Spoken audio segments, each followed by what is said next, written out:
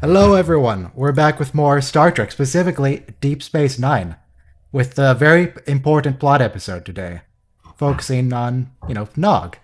And everybody loves Nog, eventually. Maybe not at the start. Eventually. Eventually. We've got a little time to kill. Just, for some reason the jazz isn't loading. I don't know why. Groove music is just, like, not responding. The Windows 10 music program. I don't know why it's doing that. So yeah, we've got a little time to kill just to let people find the stream. So let's talk about Stellaris. Stellaris is a pretty cool game. Has anyone here played Stellaris? Is anyone here familiar with it? I had a friend that tried to get me into it, but he had like all the mods, all these mods and stuff, and it didn't turn out too well.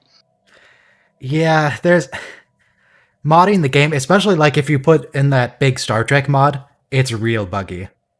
Mhm. I just play the vanilla game. It's a lot easier. So in Stellaris, I'm currently playing in a multiplayer game. Well, not currently as in right this minute, but currently as in once a week.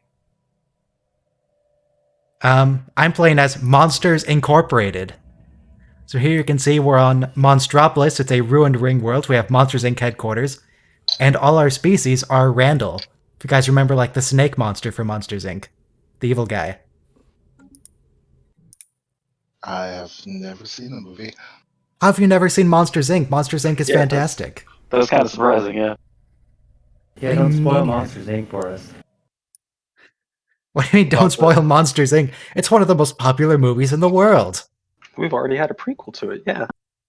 I'm about to blow some minds here. I have never seen all the way through anyway, either Lord of the Rings or Harry Potter as well. What is the point of you? Yeah, I failed. So, what I was getting at in Stellaris is I have this wormhole here in the Vestalis system, and if you go to the other end, I have a little fortress here, holding the space, because adjacent to it is the United Federation of Planets, played by another player. So, they're not terribly happy with me because I claimed this space right next to their system and heavily fortified it. They're a little bit upset with that. So they're as long as it's the Federation and not the Dominion, I don't think they'll do a whole lot about that. If it were the Dominion, I'd be a little worried. This is definitely prelude to war going on. This station also has a listening post, and I've really focused on increasing my sensor range, so I can see all the way to their main shipyards with that listening post, and I can see. Oh yeah. They're upgrading all their cruisers and their battleships. They're upgrading everything to the next tier. And they've talked about, because the person who's playing the Federation is live streaming the game. So I also know for a fact that they're planning to kill me.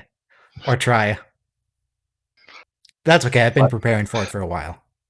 Like Romulans on a Bajoran moon. Yeah. So the thing about them is, all their ships aren't very well specialized, so they're honestly not going to be much of a threat.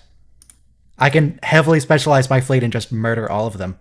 So what I'm planning to do, my own fleet, which I'm currently working on, the Top Scarers fleet, I'm going to split off the battleships into their own group, and all the smaller ships I'm going to have stand right between the wormhole and the starbase, because I don't want them to be able to just escape through the wormhole without engaging the starbase. I need to draw them into it. So I'm going to have part of the fleet station here, the weaker ships. Once they get engaged with the starbase, the battleships are going to come in through the wormhole, hit him from behind. That fleet will just melt. It'll be a non-issue. Once their fleet's destroyed, I mean, he's just kind of screwed. Because I know for a fact, he cannot see through this wormhole, so he can't see the rest of my fleet hiding adjacent to the other end. Yep. Oh, just about to start. Everyone queue up to Heart of Stone, Deep Space Nine, Season 3, Episode whatever. So yeah, this is going to be a bloodbath. I kind of feel bad about murdering him so much, but I mean, I'm not going to start the war. He's going to start the war. I just want the wormhole. I just want a choke point. And we press play in 5, 4, 3, 2, 1, play. I don't want to kill him, but he's trying to kill me. Just because I claimed one system that he wanted.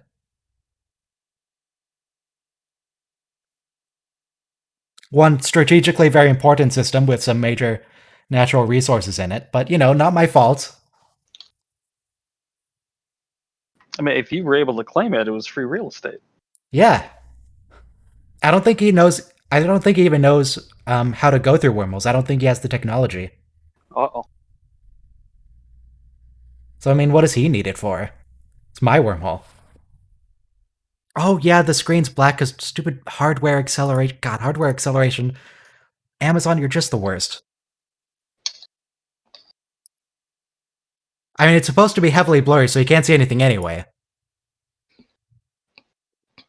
Because I can't show the actual Star Trek content on a live stream because, I'm not CBS. But it is good to have in the background. So what's going on in the episode? Because I don't have it up right now. I'm reloading it. Kira and Odo are fighting because Kira didn't invite him to dinner. Oh, right. And he didn't even want to go to dinner, as I recall. Yep. Apparently he didn't. All right, and now I'm synced back up. I'm good. Now, again, you won't be actually seeing anything. But nice and blurry. Yeah, that wasn't very thoughtful of you, Kira.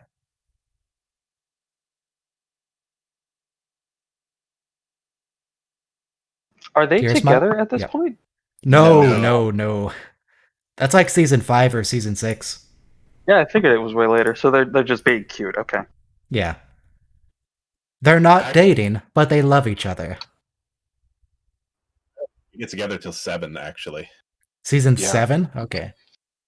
I know the episode is called His Way, but... Yeah, it's not so it's really late, yeah. Vic who does it, and he doesn't come until season 7. Okay.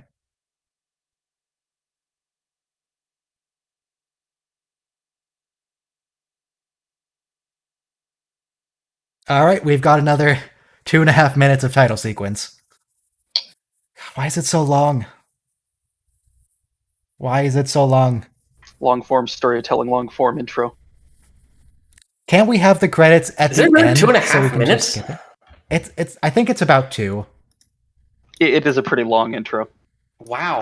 They intentionally they changed the song. I think when the Klingons show up, and it gets like way speedier. Yep. It gets a beat and like a bass track. Yeah. Okay. So they add an extra instrument. Yeah. So it started at 2:20 and it ends at about 4:10. So it's 1 minute 50 seconds. Okay, that's about as long as the Next Generation one, I think. Still really long. It should just be at the end. Yeah. Like nowadays, 15 seconds is about is on the long end. Yeah, I've always liked the intro credits rolling while the plot is going on, just like in the background. So there isn't a title. Dr. Bashir is still going by Siddiq El-Fadil in the credits. Yeah, that's going to be all season. In season 4, of course, he changes over to Siddiq El-Fadil El-Tahil Abdurrahman Muhammad Ahmed Abu Karim El-Mahdi on the credit screen. It would have been great if just for one episode they put that whole thing into the credits. Just filled the whole screen with words. No, Hannah, I don't think this is better than the Enterprise intro. The Enterprise intro has that wonderful song. I love the song. We get the cool montage. I mean, the DS9 intro, we just get a bunch of shots of the same station. And what's the point of that? We already know what the station looks like. We don't need 2 minutes of station. I like the Enterprise montage. The montage is fantastic. Enterprise that. The song... I really like how well the song fits the montage. And how it fits the theme of the show.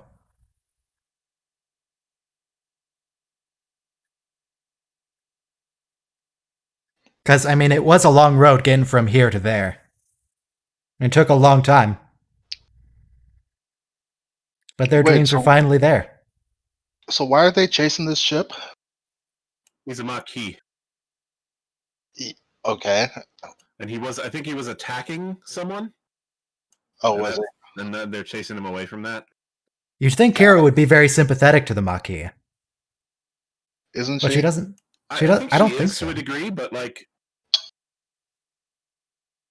she doesn't seem to care about them at all. Not that I remember. in the episode, the Maquis, she does like sympathize with them for a few minutes, like understands their situation. I don't think she is like particularly interested in becoming one, though. Yeah.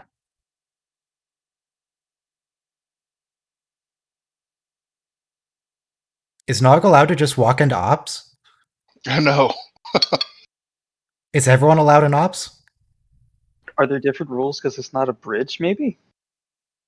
It's the command center, though.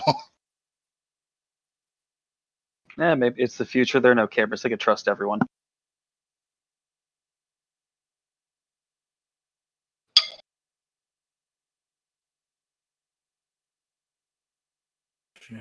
How long until Cisco starts being racist to him? Oh, that was. I give it episode 2 one. minutes. Didn't you see his face light up when he said Nog? It's like, really? But I mean like racist to Nog's face.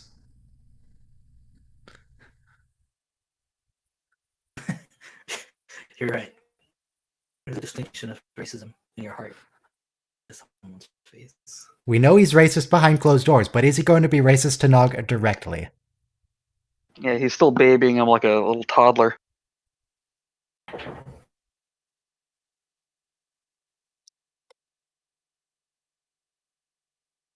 Is this illegal from Nog?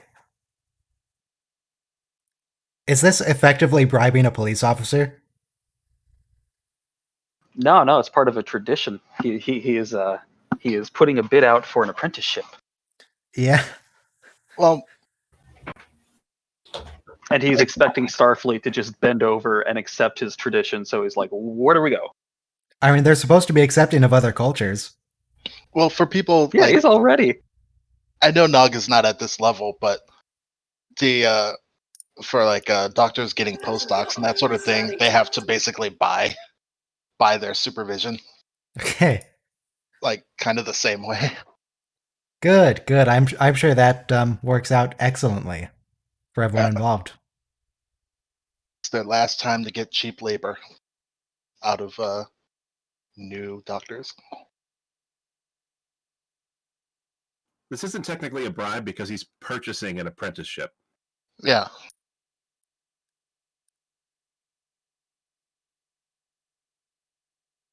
Now it's a bribe. Yep. I mean, maybe Cisco doesn't even care that he's being bribed, because he bribes and extorts people on his own. Maybe he's fine with it. I don't think he had a views for money. But if Nog gives him money, then Cisco can use the money to bribe other people. You mean negotiate formal exchanges? No, I definitely mean bribe. For sure. I feel like Starfleet would use Latinum in a trade, but they still wouldn't treat it like currency. They're like, we have a pile of money. We don't care about it, but we can throw it in with the deal. Yeah, if they've never made deals where they bought out people. Do we ever see any other Starfleet officers bribing people other than Cisco? No, not with money. Yeah, but with other things. Riker occasionally does some shady stuff in the various bars he ends up in TNG at some points, but nothing that you could constitute as an actual bribe. Yeah, Riker does some blackmail, I remember, in Gambit. Does O'Brien end up doing anything that one time where he goes undercover with the Orion Syndicate or something? He punches a Starfleet officer, but I think he doesn't. I think that's it. No, what an honorable man. Well, he also robs a bank, but that was part of the cover, so hey, whatever. Collateral. Who cares about the Bank of Boleus?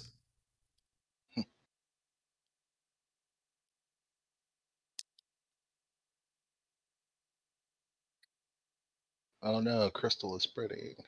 So how is it spreading though? What is it getting the material from? Is it pulling crystal material from the soil?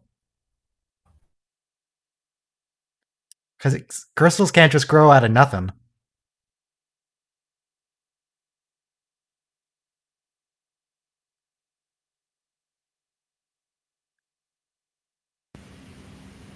So who's the person who hadn't seen this episode?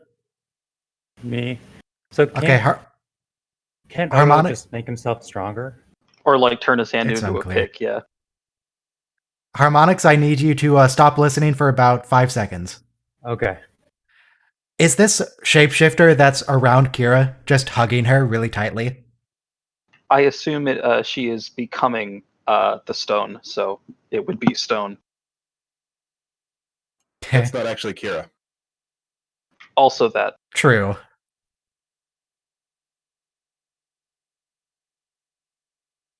I would say that second point's actually more important here, but Probably. even if the first one were true. It's a self hug. Just clenching really hard.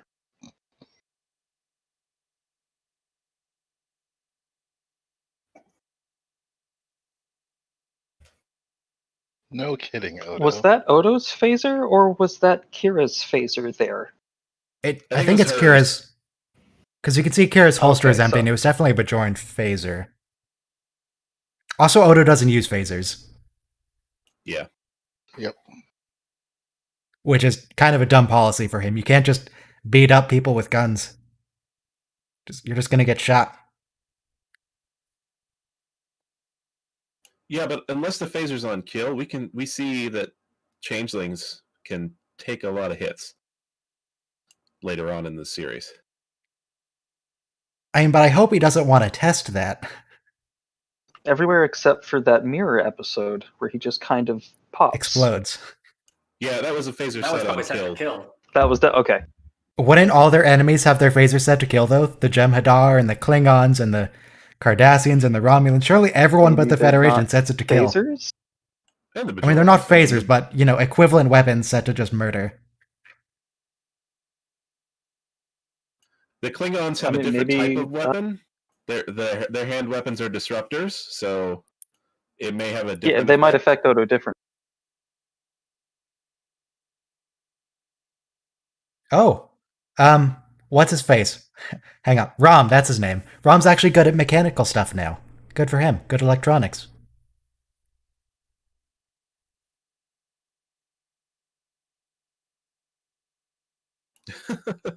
Such a loving brother.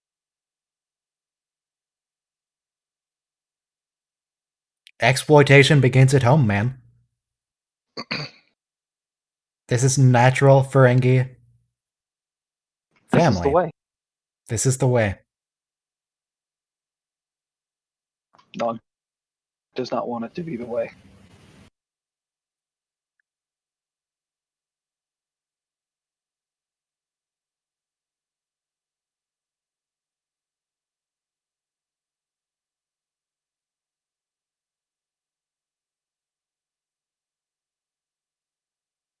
So, is Jake personally insulting Nog because he doesn't think Nog is capable of it?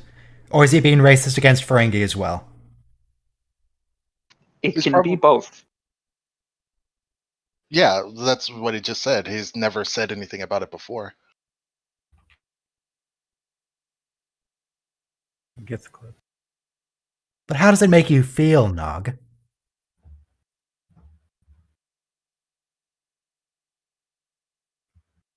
It sure seems like a secret.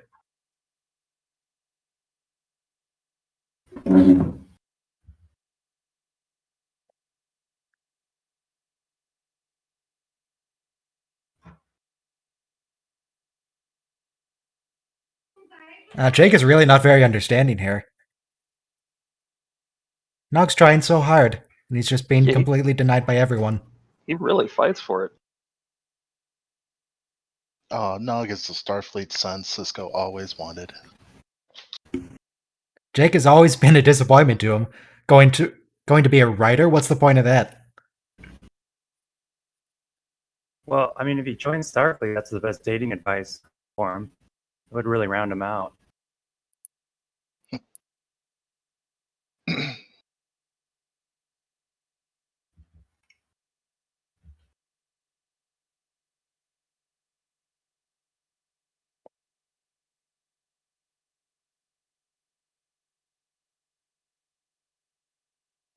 Could you like dig out the ground underneath Kira and pull her away?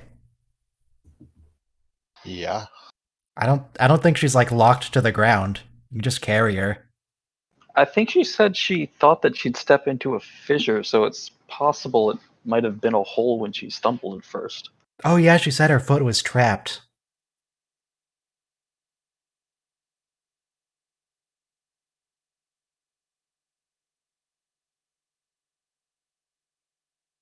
Okay, can you just like lift off, send a communication, then come back? Or a probe. Are you going to say unable to comply? No, okay. It worked out. Didn't even like have a heads up.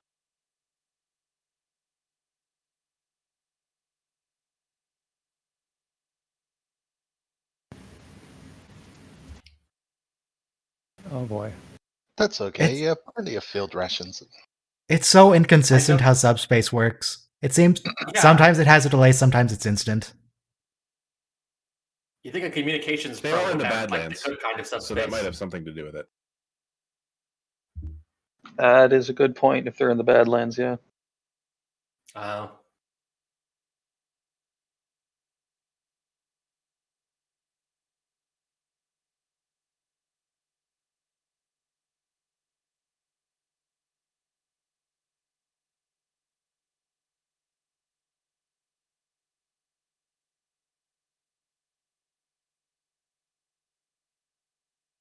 That was an awkward silence.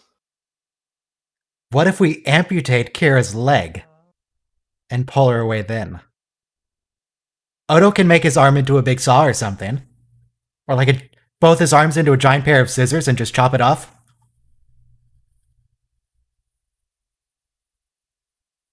Kira would probably offer that first. I'm surprised she hasn't suggested it. Dr. Bashir can just give her a new leg. I don't see what the issue is, Kira. Yes, it's easy. That's one character I would like to see is Felix Pran. He does a lot of budding throughout the series. He has a lot of kids.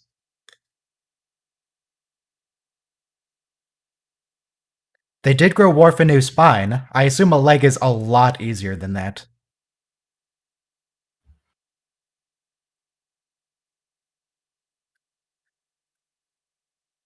It means he doesn't like you, Nog.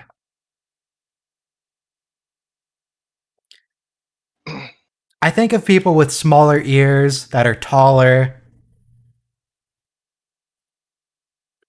Wow.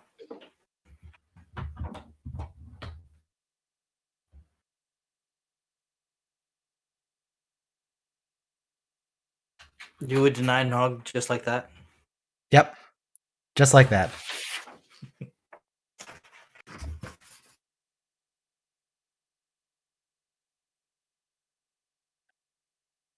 Lieutenant? Keep in Since when do you mind call that- Dax Lieutenant?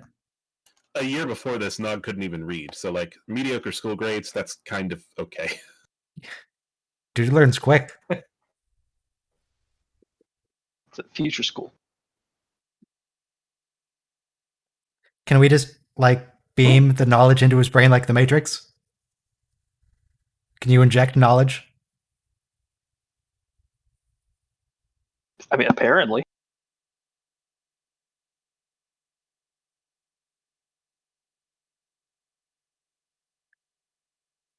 Maybe we could use that, O'Brien's mind prison technology to just give people, like, 20 years of education in the blink of an eye.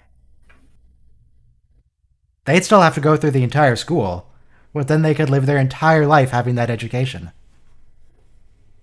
Yeah, maybe they only wear it 10 minutes a day, and that's like a whole school day for them.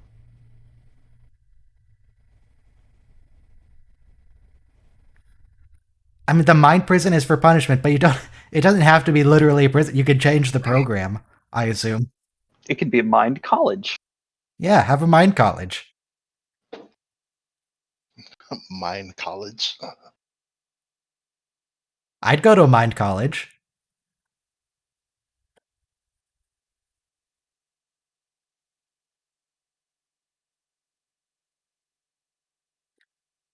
You could also put like the mind. You could have like a mind retirement facility for people who are about to die. Oh, that'd be cool.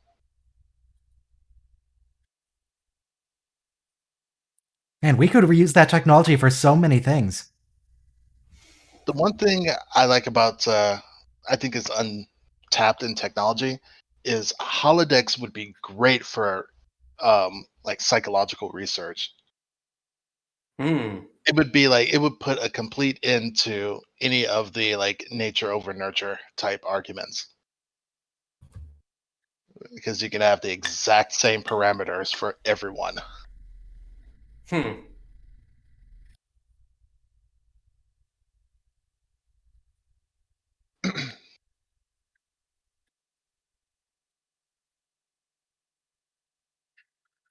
I don't think it's like a cheap version of Sherlock's Mind Palace. Surely it'd be a very expensive version of Sherlock's Mind Palace.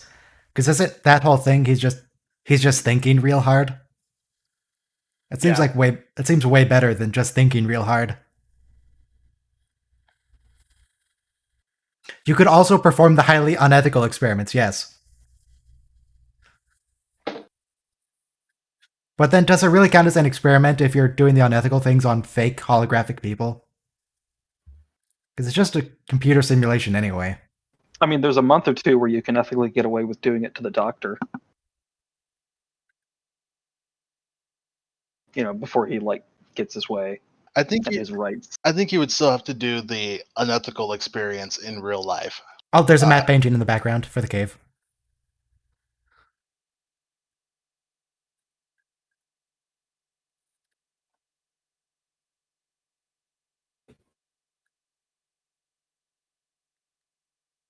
But reasonably modeling real people is the whole issue.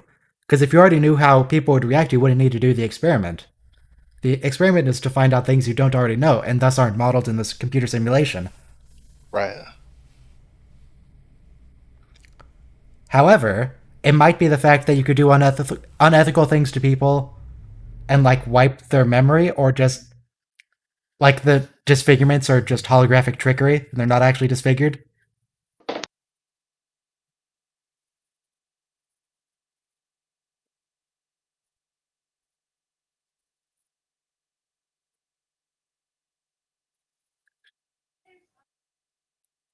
Take a guess, Odo.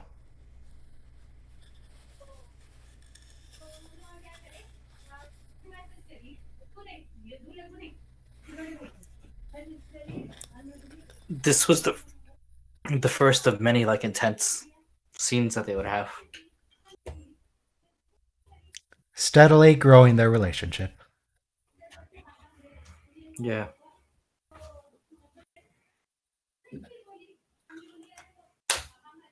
Are you gonna play? Are you gonna go rafting with O'Brien? Like she calls him Odo, and he calls her Major. Like he's normal about it. He is going kayaking. Do you think Odo's gonna be the kayak? Odo is the one that keeps breaking O'Brien's shoulder. It would be the best kayak. Odo Well, insists carrying on being the oar, and just the massive weight of Odo, because you know he's a heavy guy. That's what's hurting O'Brien's shoulder so much.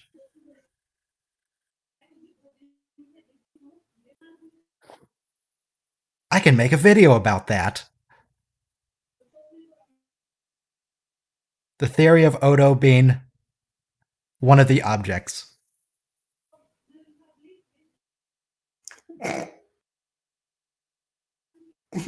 Is Louie Louie a sea shanty? When did that happen? It is. It is now.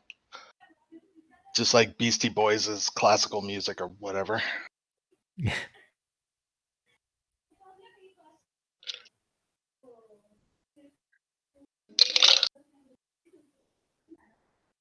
He had it since he was on the Enterprise. Did he go kayaking on the Enterprise? Was that a thing? Apparently. I think in one episode he did have shoulder problems on the Enterprise. Yeah, he I remember- definitely- Still, He definitely kayaked in TNG. Okay. no, wasn't it the other game also like the highlight? Wait, The what? Sorry, The- that was D6 9. Sorry, racquetball. Oh, does he just turn off the safeties? I Well, get. it's in the swing. So it's in the motion, so safeties wouldn't save you from that, I think. I think he actually gets like. I think Bashir actually says something about the safety, and he says that he turns them off because it's more realistic that way. Oh, Brian, what are you doing? You already have a bad shoulder. You're just making it worse. They establish him as a kayaker in the episode of TNG where they pick up that that guy who doesn't have his memory and suddenly has magic healing powers. You're gonna have to be more specific. Oh yeah, I remember that guy. The one where he ascends at the end of the episode. Oh, okay. Oh, the evolution. Okay. Transfigurations. I remember that one. The That the one where the guy is clearly just wearing a bodysuit, like a green screen bodysuit, and they just put a glow effect on him. Right. It's not even subtle. Yeah, in that episode, O'Brien goes into sickbay with shoulder issues, wearing a wetsuit, telling about how he injured his shoulder with a kayak. And the character who ascends walks up to him and just touches his shoulder and heals him. Now, let me Okay. let me open this up and unblur the screen. This man is Memory. clearly just wearing a bodysuit. It's like you can see all the shadows on him. You can see Hmm. you can see his nose. You can see like some of the crinkles in it around the side of his head. Yep.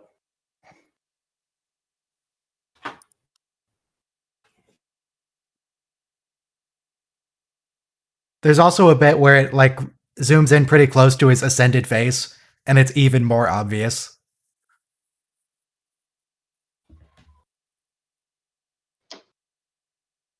No, it's definitely a platitude, Odo. She's gonna die.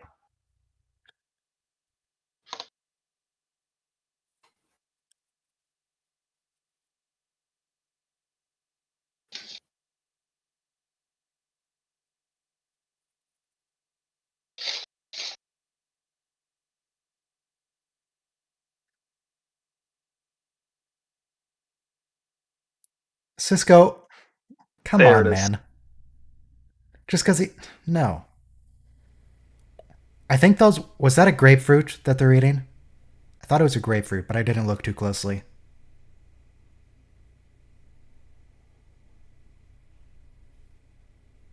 And we're not going to see it again. It looked like a grapefruit or a melon of some kind. So the historicness of the Ferengi joining the Federation is like on their minds, as opposed to the most qualified nominee. But anyway,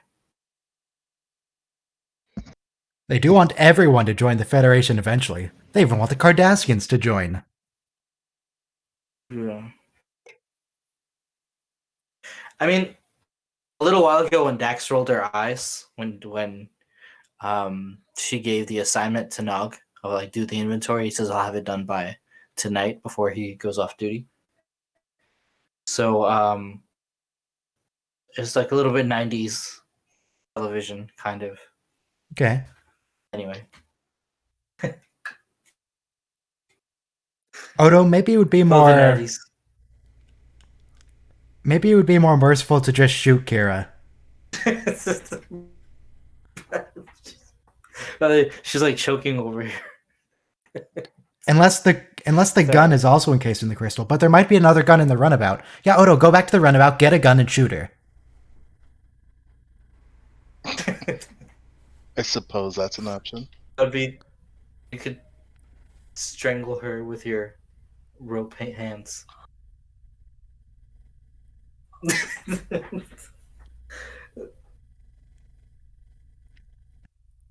Okay, but your name isn't Odo Ital. Your name is just Odo. And why would you have to tell Major Kira what Bajoran language is? It's Right, and Cardassian. also about she's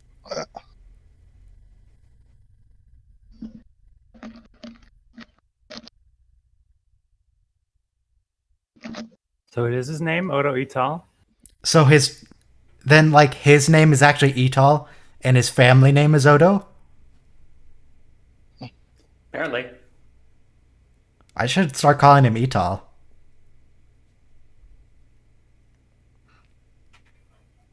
What is that face you're making, Kira? I mean, I know it's your I'm really scared and sad I'm about to die face, but what is that face?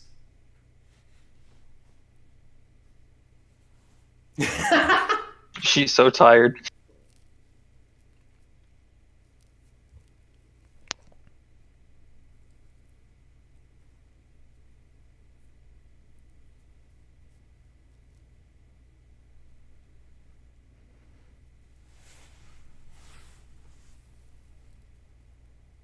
that's kind of sweet. I suppose. I was just thinking, it's like, if he was offended at it by it in the beginning, he could choose a new name. It's not a big deal.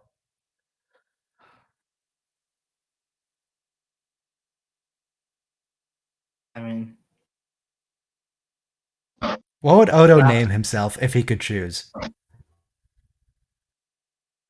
Would he also be Joe like the Doctor? I was thinking that, but I just didn't want to say it.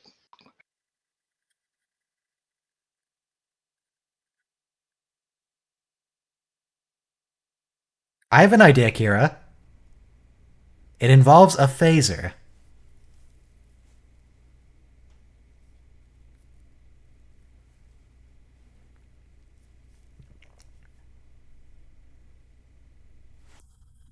Oh, Odo's figuring it out.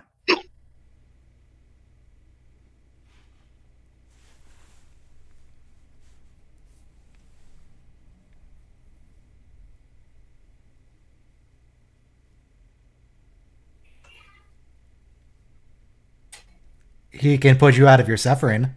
Unless you want to suffocate in rock. But look at that bit of rock or crystal sticking up next to Kira's face. Why is this rock spray painted? I don't think that's a real crystal. It's real.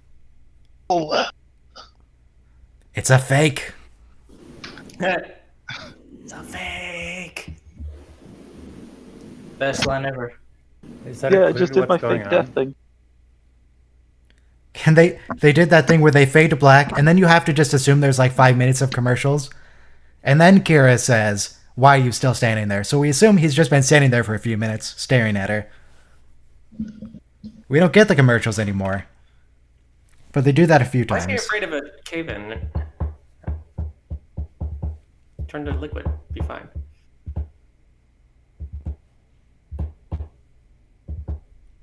What you tapping out over there?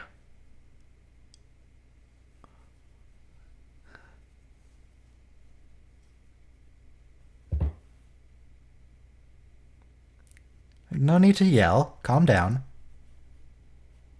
Dramatic moment coming up.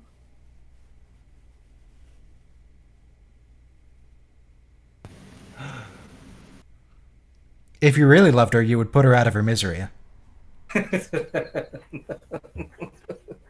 Jeez. I'm committed to this plan. He can't save her, just shoot her.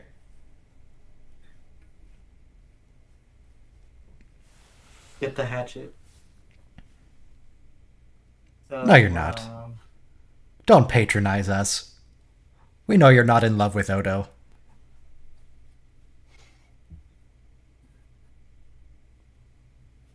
What's with you and shaking hands? It is the human tradition. I don't think he ever shakes hands after this. I think he sort of gets over it. You're a Ferengi, and that's enough.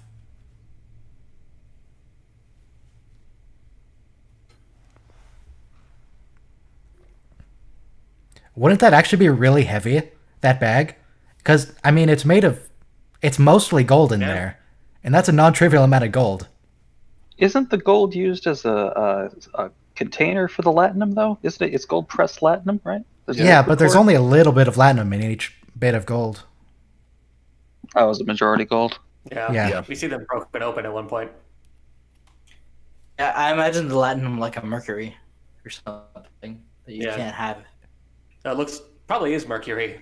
It looks exactly the same. Yeah, I think you're correct about that. It might actually just be Mercury. It's slightly gold tinted compared to Mercury, though. When we do see it in the series later on,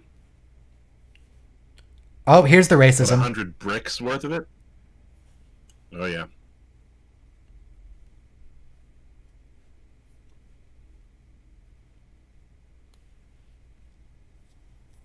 Did you just swear in my Star Trek? You're not allowed to do that.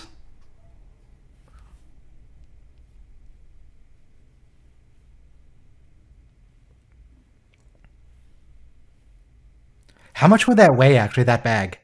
Assuming it was pure gold. How many? Probably 60 something pounds. I think a single bar gold's like 72 or something. Yeah, each thing was like 2 inches by 1 inch by a half inch, and there was probably like 20 or 30 in there. I assume 30, then that's 60 by 1 by half. So that's 30 cubic inches of gold.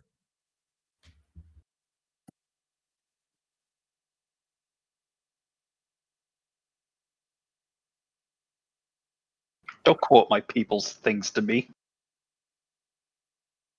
30 cubic inches of gold, if my very, very rough estimate is correct. Apparently that works out to about 21 pounds. A sturdy table.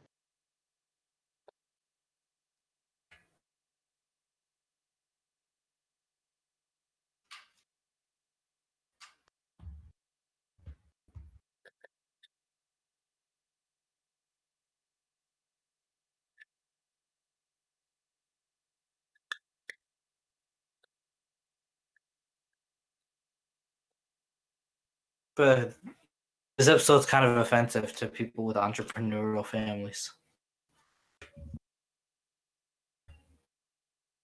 I mean, I don't think Nog has anything against earning profit. It's just he knows that's not what he wants to do. Right. And it He says- acknowledges that not everyone is good at it.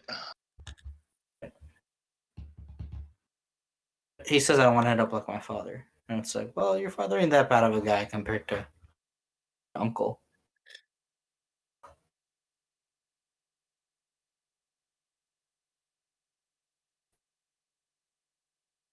And of course, eventually his father ends up like him. Right. Nog joined Starfleet. Then his father joined Starfleet.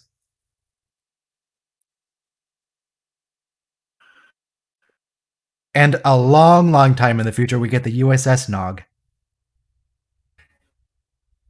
No Oh. spoilers, please, for season 3 Discovery.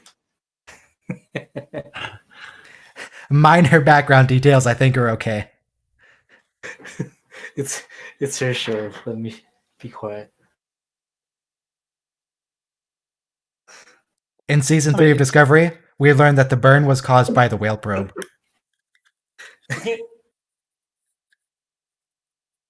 By the way, By the what? like The whale probe.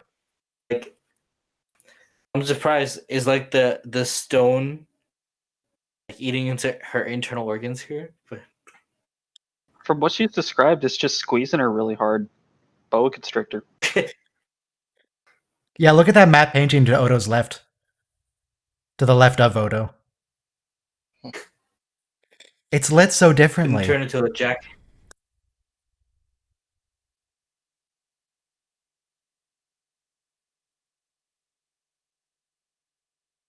Was Rom only on the Bajoran crew? Was he not actually a Starfleet engineer? I thought he was a Starfleet engineer. No, he joined the Bajoran militia. The Okay. Bajoran engineering or whatever. Yeah, did you say he went into Starfleet? I thought he got caught up in that Nagus stuff. He was I mean, also he part of eventually the turns into resistance Nagus, but in before DS9, that. so he was de facto working for Starfleet.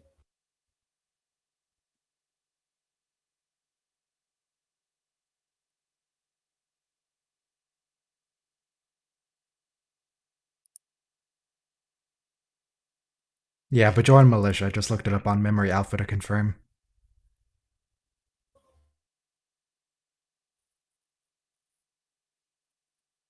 She's not human.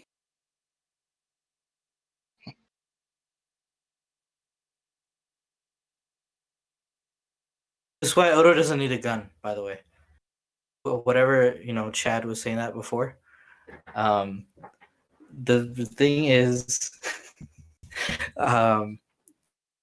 he is just such an astute observer of humanoid nature and behavior. Yeah, he's about to make Oh, a liar out of you. That Now he has the gun. You get what you wanted. Ryan, such an evil person. I'm not, just because I'm trying to destroy the United Federation of Planets in a game, and I want Odo to shoot Kira in the face here, that doesn't mean I'm evil.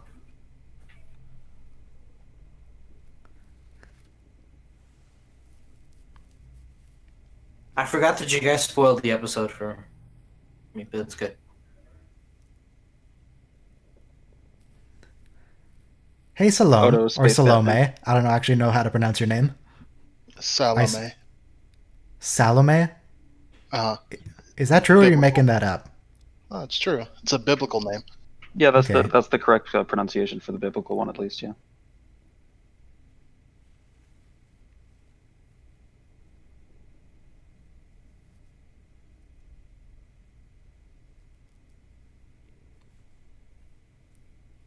Yeah, she is such a better shapeshifter than Odo. She can look like people, she can act like people. Odo can't do anything, really. He can just be like a bird, and that's it.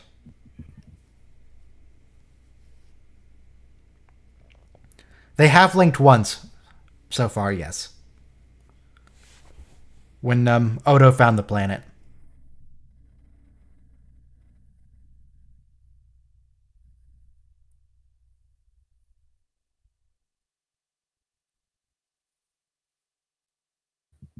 So how did Salome, I already forgot how it was pronounced, Salome? Yeah. How does Salome know that Odo was even going to be here looking for a Maquis? How did she know that him and Kira were going to be in a runabout in that area? Maybe the changelings were on that Bajoran planet that they came from. Are For they all we know, already they were in the infiltrating? Because Odo doesn't leave the station that much, does he? He just kind of hangs out there. I wouldn't be surprised if there was a changeling just kind of hiding in Odo's office. Maybe it was maybe Kira's phaser was actually a changeling. Oh yeah, maybe the runabout was a founder. That's true. That's a good point. Got the whole runabout or something on Yeah, it. the whole runabout. That's why none I mean, of we the know- communications would work. We They know wouldn't the want. we know that Lost can go to warp, so why can't like female shapeshifter as a runabout go to warp? It should work.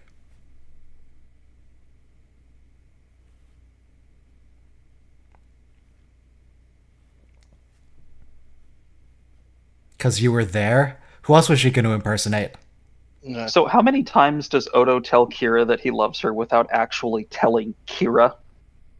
Because this isn't the first time he tells a simulation of her. Reflecting all the Go ahead. teenage anxiety, romance. Nothing. When he finally actually does tell her, he even thinks he's telling it to a simulation. Stop. This is true, and then it isn't even real until like the later in the hallway afterwards. Yeah, jeez, Yeah. this poor guy. Does it happen at the DS9 or off station? Vic decides to make a simulation of Kira in the holodeck to help Odo get comfortable talking to her, and I think like she sneaks in or something without telling him. So yeah, what happens is that he makes a simulation at first so Odo can get practice talking to her, because Odo's so nervous around her. And then once Odo's gotten more comfortable talking to the simulation, he invites Odo and real Kira to the holodeck without telling Odo that it's actually real Kira. And then Kira gets deeply offended that he's having all this interaction with this holographic simulation. Almost like Leah Brahms. Almost like Leah Brahms.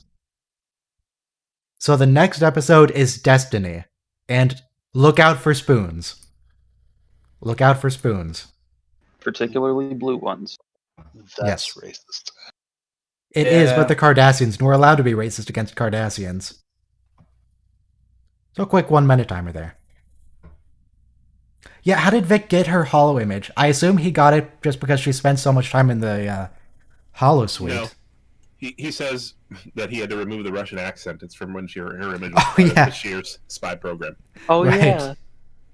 Oh, that's an amazing episode. I cannot wait till we get to that. Oh, it is so good. When what season is that? Is that season 4? 4 or 5. Our man Bashir, season 4, episode 10. So we're not there yet. Hello. Hello there. You up for Destiny? We're about to start.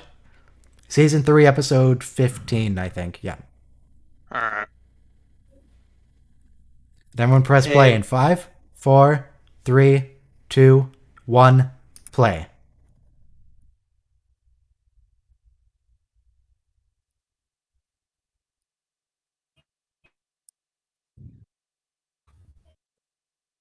Are you sure you wanted to play a subspace relay in the Gamma Quadrant?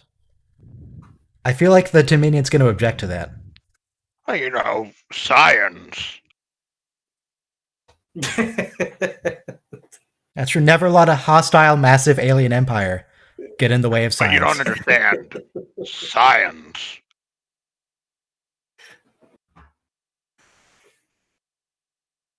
That's profiling, Odo. Profiling's Odo's favorite thing.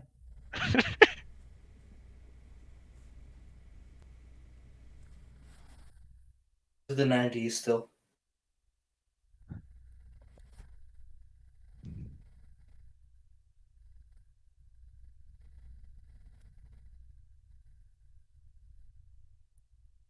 Oh, so Cisco isn't okay with the Bajorans being racist, even though he himself is racist. Only towards Ferengi. Everyone's happy with the Cardassians, the brutal Nazi dictatorship that's right next door. Captain Cisco just sponsored Nog to enter Starfleet Academy, so he's not racist against Ferengi either. I think it's He's still a bit racist till later. He overcame his racism for Nog specifically, but I mean, I feel very uncomfortable with what I expect Cisco is about to say to Quark here.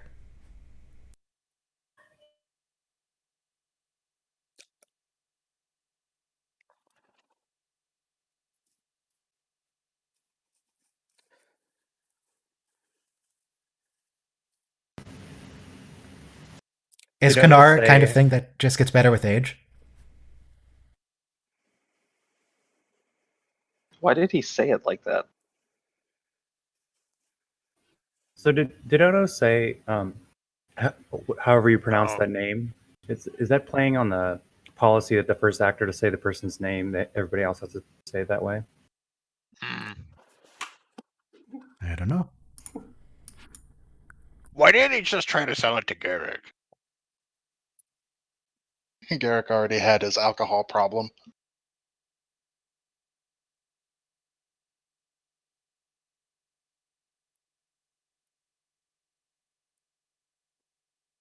Just looking up what Kanar was made of.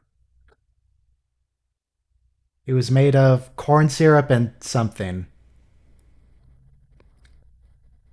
Caro syrup. It looked really thick, I think, the few times we've seen it. Almost like a batter.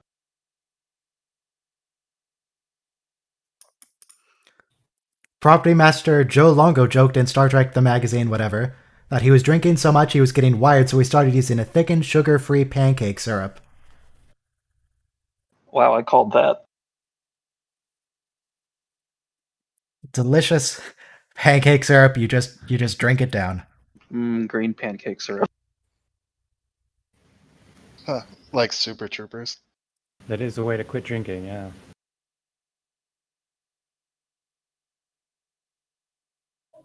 It doesn't A liquor age. that goes It bad. doesn't age. We know the Cardassians also love hot fish juice in the morning. Maybe he could serve that. Where's he gonna get the fish? You just replicate fish. It's fine. Replicate some fish, put them in a blender. I assume that's how you get fish juice. Sounds about right. Oh god, it's time for the He prophecy. has stuff to tell you about Stargates. Oh, this guy. I love Eric Avari. He's great. Yeah. He's in I don't- everything too. He I is don't know an about idiot. Stargate, but he also plays an alien. Well, not an alien. Decidedly not an alien. On the Enterprise episode Terra Nova. So wait, this guy's telling the prophet, or the emissary, that the prophets don't want the Cardassians on the station. That's right. Yeah. Isn't that basically saying, "Hey Jesus, I know what God wants"? I mean, there are Catholics that disregard the Pope whenever he says anything they don't like. So, I mean, fair enough.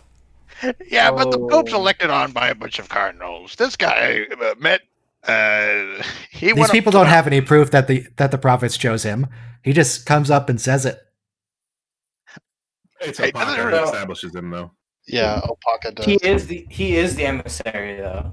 Yeah, So no, I agree though. But they what- don't know what you're that. saying. He's established for sure. Yeah, besides You have being an like established declared, reference to the prophets. do they ever see him perform any like miracles or communicate with the prophets or anything, No. or is it just No. Opaka says so? I mean- Wow. it's just Opaka says so. That's just one religious leader electing another religious leader, like the Pope. That is some strong faith. It's interesting.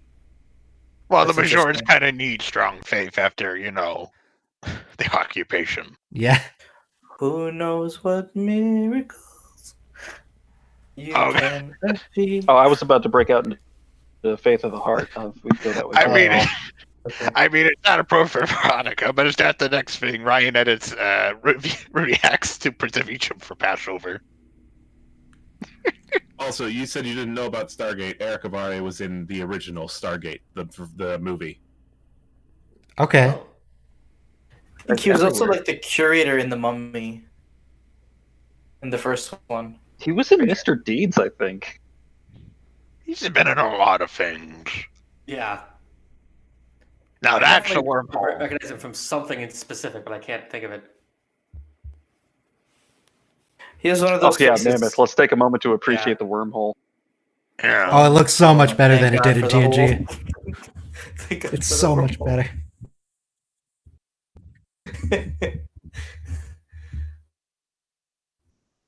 Suddenly Tracor's so third calm. prophecy. He sounds like Q. What if it is Q? It sounds I like mean- his forehead piece is squeezing his nose shut. Oh, now I hear it. Yeah, hold your doesn't nose sound and like it talk, means 'cause that's anything, what man. that's- Oh dear.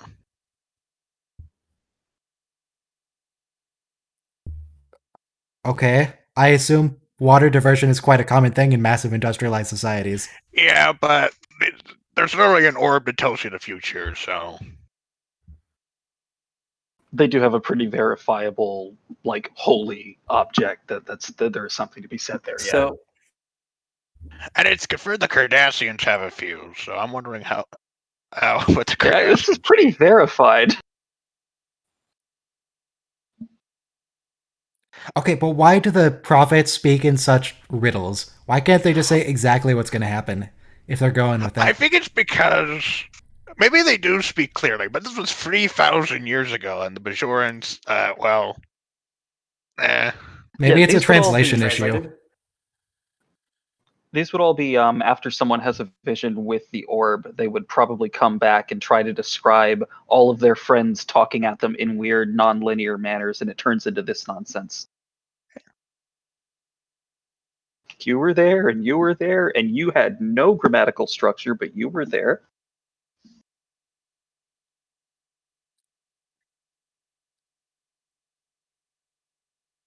But why vipers?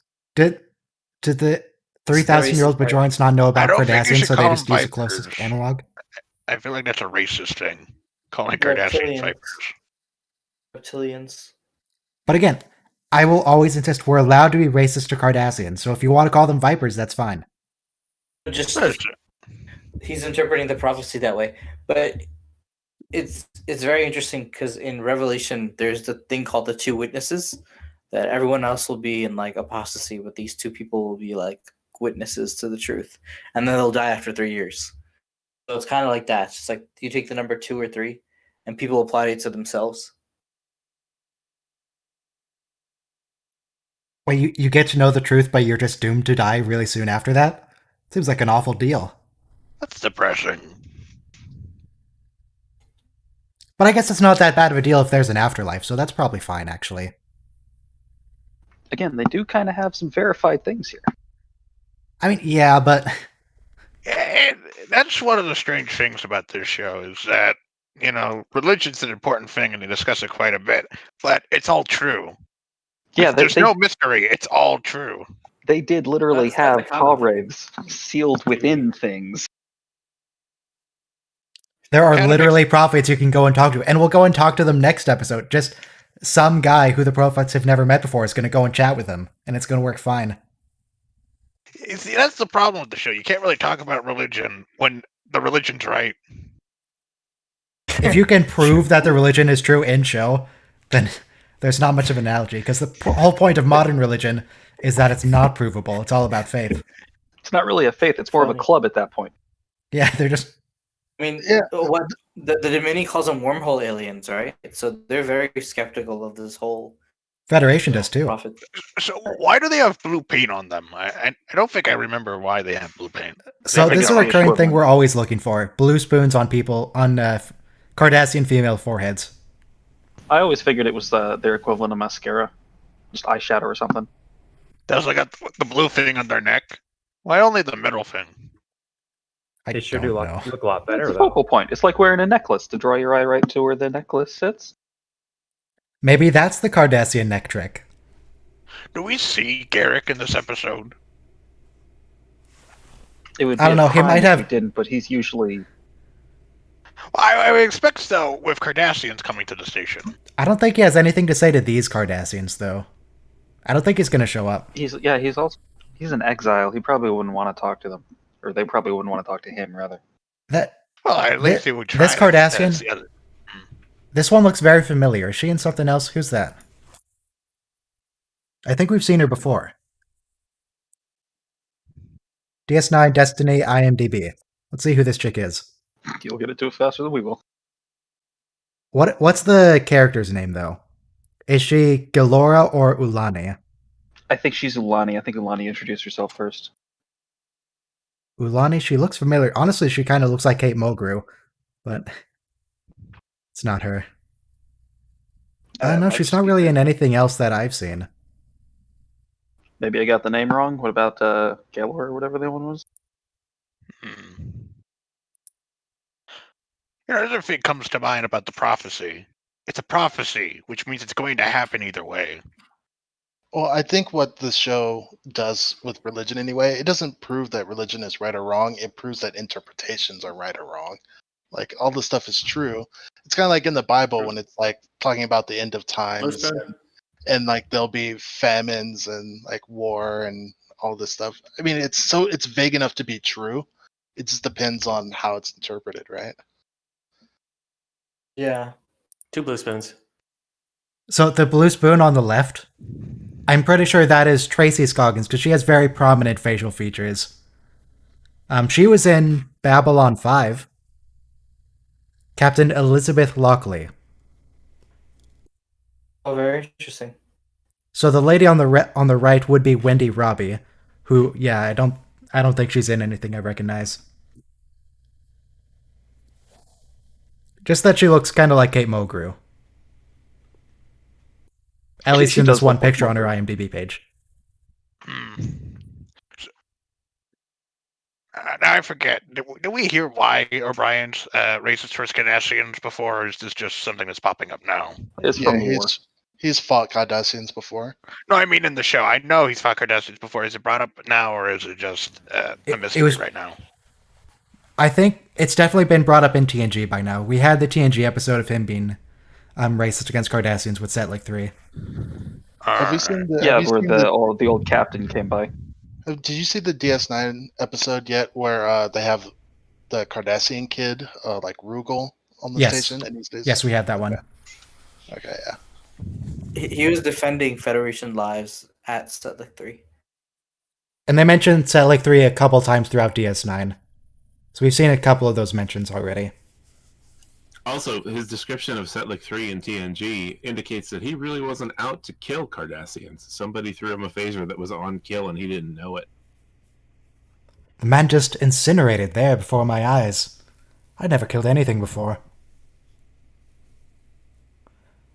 Carrot, why are you being so dramatic and why do we need the spooky music? Because the prophecy is right. Bejor. You know, There's always spooky music when some portent has been partially fulfilled. what It's a weird compliments moment. the Bajorans more is that they have the orbs. So you can have somebody who stares at like one of the 4 orbs, 7 orbs, and they can have a legitimate prophecy as well. Can Cardassians do it? Well, yeah, they have a few of the orbs that they took from Bajor, which is we never get the. I don't think we ever see what happens when a Cardassian looks at it. I think Gul Dukat tries to touch one in the temple inside Deep Space Nine, and I don't think it goes very well for him. But he may or may not already have a paw wraith in him at that point. Yeah, I think the only time he goes to the temple is when he's possessed. I just remembered that they said that the Bajor government wants their orbs back, but Cardassia is like, no, it's fine. Yeah. Trophies. Didn't they only mention that in the pilot episode and never again? Mention what? The fact that the Cardassians have some of the orbs?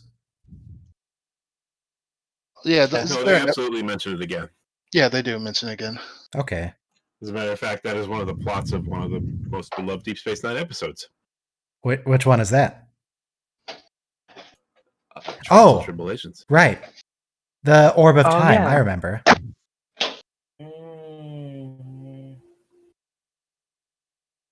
So I was thinking back to how vague prophecies are and whether it was a translation issue. I don't think it actually is a translation issue. Because Cisco here starts having prophecies later on. He starts prophesizing stuff, and he's really weird and figurative about it. Like, describes the but Cisco Dominion fleet as himself locusts. Cisco's not exactly the most ordinary person on the station.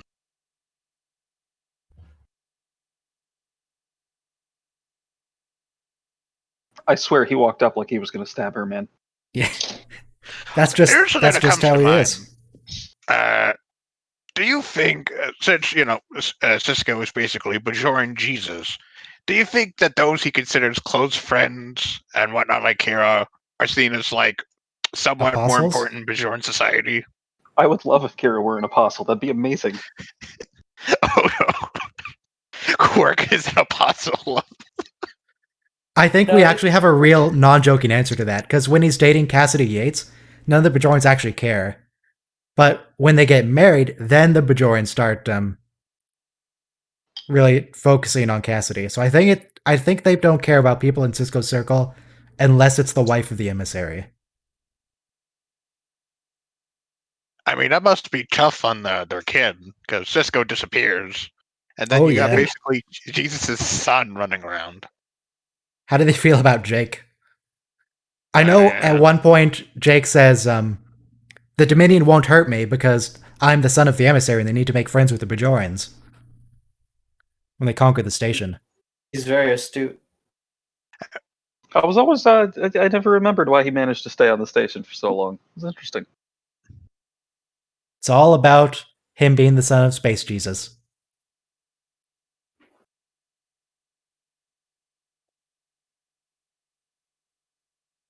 I don't think anyone likes Cardassian literature, because didn't Garrick give Bashir like a hollow program, and it was miserable because everyone was guilty or something? Yeah. Or The Never-Ending Sacrifice by something. That book where it's just like 7 generations of the same story over and over again of someone living a life of selfless devotion to the state, grow old and die, and then their kids do the same thing over and over again. I don't think I would.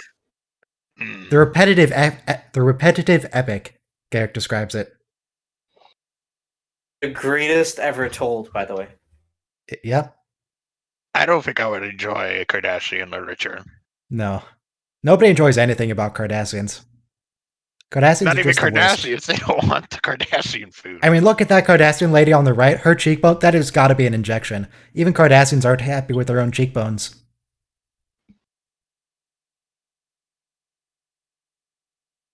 But you're a Cardassian. What do you mean? I swear she's like imitating Garrick. She's leaning forward so much the neck thing is like exaggerated. That woman's cheeks are freaking me out. Oh yeah, she's definitely with the Obsidian Order. 100%. Love it. Oh, that's like saying every Romulan is a Tal Shiar. Don't be so racist. This woman Although specifically.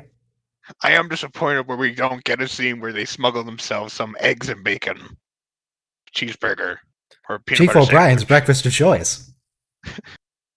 Yeah. Wait, does she have a British accent?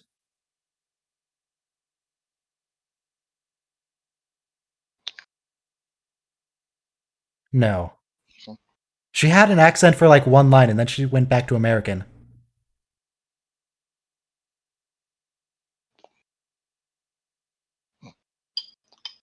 No, I hear it. It's still there a little.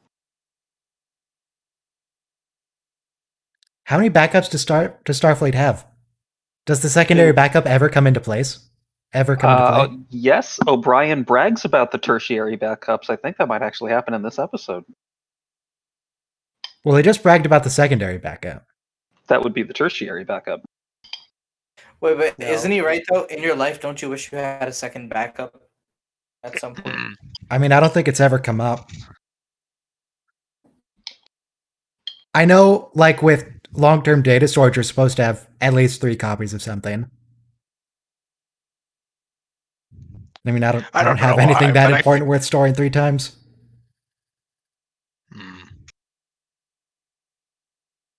The most I have is 2 copies of something.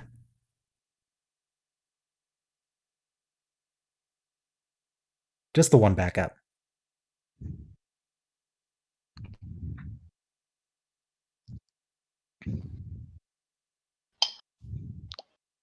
Yeah, that wormhole effect is so much than better. the TNG one. Yeah.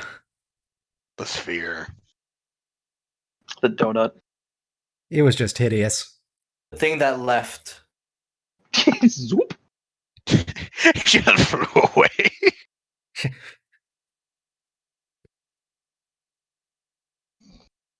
Ice and ionized gas. So, a comet? Yeah, a comet, okay. You could have just said that, Dax. You didn't have to be so weird about it. Well, it's science. You gotta give the science about it. God, look how Obsidian Order that lady is in the chair. It really is amazing because like they had so many temporary or filled wormholes. You know, like you could have a wormhole with a nexus to nowhere. And so the Bajoran wormhole turning out to be the first stable wormhole in the series kind of made sense. Tell them about the prophecy. It's not like you could change anything. I don't think they're state secrets. You could just tell them. It'll work fine. Well, that's the thing. There's always about this trying to prevent a prophecy that it's literally a glimpse into a set future. So you might as well just watch it.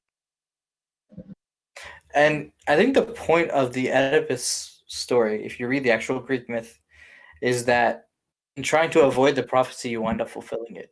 Yep. Yeah, just go through it and just have a backup plan for what you think might happen.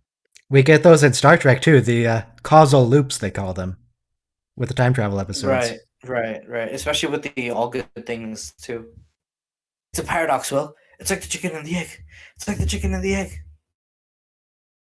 We all know what came first. The prophets. But did the prophets then create a chicken or an egg first? Both. The prophets can't come first. They're non-linear. What is first? What is last? First. What is this? The chicken was the egg all along. What's the difference? The chicken is of the egg. But the egg is of the chicken. Primordial soup. Now you understand. I'm looking at that bunk and all I'm thinking of is just someone banging their head on it trying to when waking up. to go back to Stellaris for a moment, what was shall be, what shall be was. What was shall be, what shall be Yes. was. Well, could something both be a chicken and not a chicken at the same time? I mean, how do you They define both had chicken?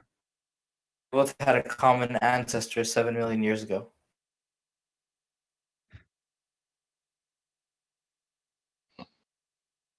I mean, the definition of chicken is kind of a meaningless definition because, I mean, over that time scale at least. Because it's going to change very, very slowly over the course of millions of years. So at what point you just say, this is a chicken now? It's kind of meaningless. It's kind of great we're having this conversation as Kira's just giving her heart out, like, you're Jesus. I tried to who deny ca- it, but no, you're Jesus. Who cares about Kira? It's an interesting idea, though. Like, imagine if the Pope was not involved in being elected as the Pope, but he's still the Pope. But he's like, I don't want to. Is that more mean, like sort of the Dalai Lama, where the Dalai Lama is just kind of In exile. He's found. appointed? Found? Well, he's not really appointed. He's found. Yeah, Yeah. it's a reincarnation thing. He's generally on board with it. Cisco spends half the series real like this. Yeah, but what if, hypothetically, if the next Dalai Lama is just like, no, I don't want it. They tracked the. Technically, there is already a next Dalai Lama. The Chinese government made their own Dalai Lama.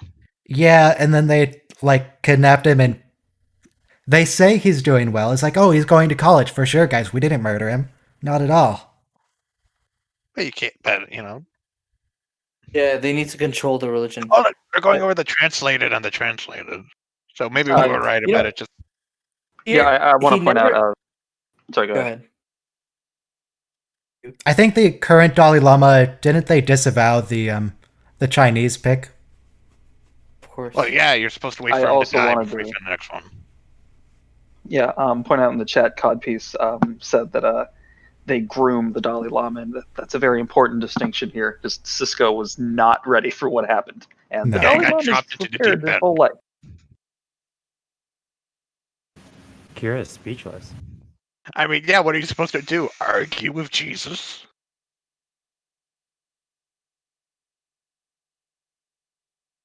Now I have a lot of questions about how the Dalai Lama works. Because how can you have a reincarnation if the current Dalai Lama is still alive? Is this non-linear time we're dealing with? Non-linear time The reincarnation? Chinese government doesn't like Tibet or mentions of Tibet or the fact that Tibet ever existed. The tradition does not involve the government, and the Chinese government is not following the rules as they have been played so far. But They also made reincarnation illegal. yeah, I don't know how that's supposed to be enforceable. Yeah, it's just they're playing a different game. But I don't know the regular rules of reincarnation. I know China's being, China. Do the regular Yeah, rules say that new Dalai Lama can Yeah. exist at the same time as the existing one? No, No. Uh-oh. they Cardassians are... take childhood. Yeah, I love that he's accidentally flirting with her here. They take the childhood toys of the original Dalai Lama and they throw them all out in front of a couple of babies, and the Oh. chosen one, the one that's apparently the Dalai Lama, picks the same toys every generation. So that's how they find him. But they wait Oh. until the first one Oh my- dies. We Okay. find out Cardassian science isn't racist, it's sexist.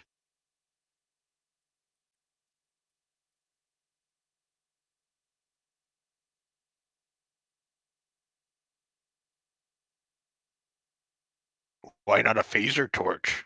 I don't think Cisco even embraces the title emissary. He never calls himself that. Certainly not in this early seasons. Yeah, he will does eventually. eventually. He'll go with it. Yeah. And It's he's a like, Definitely I'm not gonna yet, live on yeah. Bayshore. It's gonna be great. Got a little farm I'm gonna build. I'm Yeah. sad that we never got to see his farm. Also, Although that I don't is- think the Dalai Lama copied the tradition from Avatar. I think that might have been the Oh, other yeah, way no. around. Definitely the other way Just- around. Sneaking suspicion. Oh, fun fact about that. Aang's teacher, Gyatso, is named after the current Dalai Lama. Same thing with his son Tenzin. The Dalai Yeah, Lama's born the name Dalai is Lama's Tenzin name is Gyatso. Tenzin Gyatso, yeah. So yeah, there you go. But is Cardassian. Tenzin... What element is Tenzin? Air. He's an air nomad. I know, but Chinese Tenzin. Oh. Well, I don't know. I The mean, Chinese it's government based didn't on tell it. us that? I mean, here the Kardashians are still occupying Bajor, so Oh, what? Oh, we got the Oh, screen God, shake. they're blowing. It's an angry wormhole now. It looked like they were blowing it up for a second. I mean, that is what they're doing, just on accident. By the way, that relay station that they're using there is a reused model from Star Trek Generations. It was the Amargosa Solar Observatory. I thought I recognized that thing. Okay. No kidding. So when are we going to reveal that that lady at the station is actually part of the Obsidian Order? Because I'm convinced of it. I don't even remember it. I'm just convinced by I think she is. how she's acting. It happens at the end of the episode. Which End is of the episode? Okay. which is probably a greater reason for Garrick to be here, which is disappointing. Garrick would be too efficient, though. He could just solve the problem, so he can't be here. It's like how you have to Yeah, get but rid of if Troy when Gideon people are remember lying. on the station, wouldn't he know and introduce himself? Because that's the way a tailor works.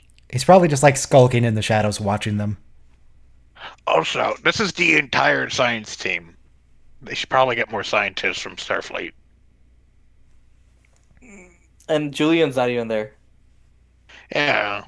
Yeah, Julian should really be here. But what? Wait, why Julian? He's just a doctor.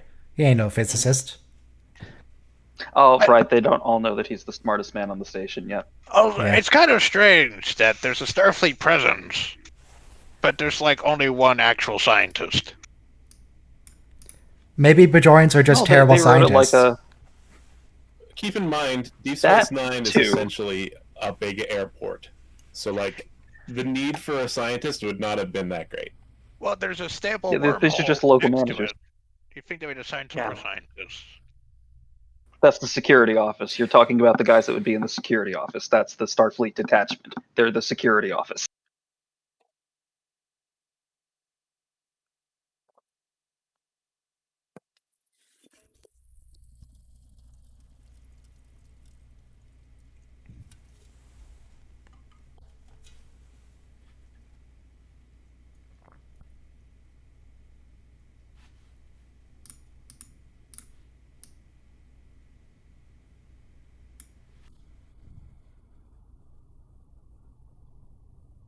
Well, so it does break up just a lot.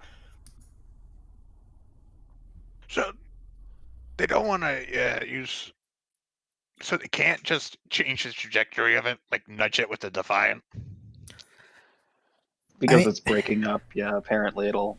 They need to destroy the whole thing all at once. Otherwise, it'll break up. Apparently. But then you could just destroy the individual chunks. Also, I do not like the way this lady's looking at him. Well, As far Kardashian as she knows. knows, he's been hitting on her the whole time. She's acting like a viper here. Boy, she's Yeah, moving her but head Problem with around. it breaking up is that the element that's inside it is especially reactive with a wormhole, and it will literally just destroy it.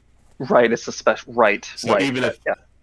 We even can if just they solve the break it up, Dominion like, the problem right pieces now. need to be, yeah, Yeah, the but you'd pieces also need to be be, pushed away. but you'd also be killing the Bajorans gods. So, you know. Oh. Just disabling the security I cams. didn't- I do not like how this lady's gyrating behind O'Brien.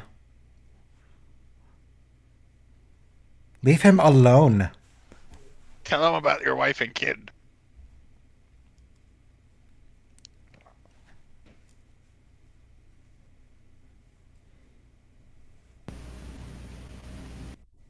He is very uncomfortable. That plasma I would be emitter is too. really coming on to him. Yeah. Why would... Why is that the first thing you would even mention? Because you must produce lots of children for Cardassia. I mean, I know that Cardassians are big on family, but I don't think I'm very fertile, I could give you lots of children is the thing you say before a first date even. Maybe it is. I mean, if we're going with the German Cardassian comparison, you gotta produce enough children to serve the fatherland. I mean, she's being pretty clear about this. Cardassia über alles?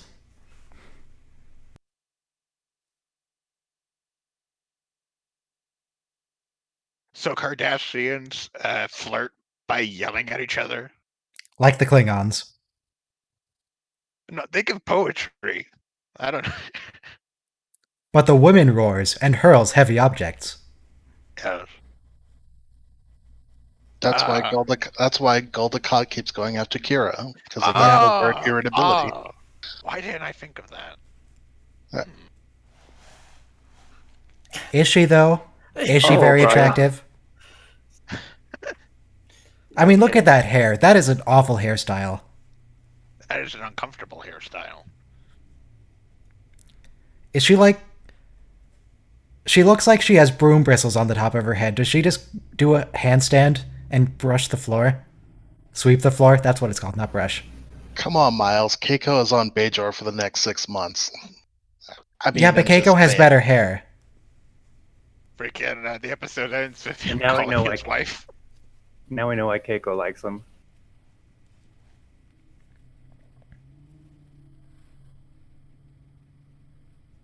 Comfortable margin. Are you saying buffer time? Buffer time.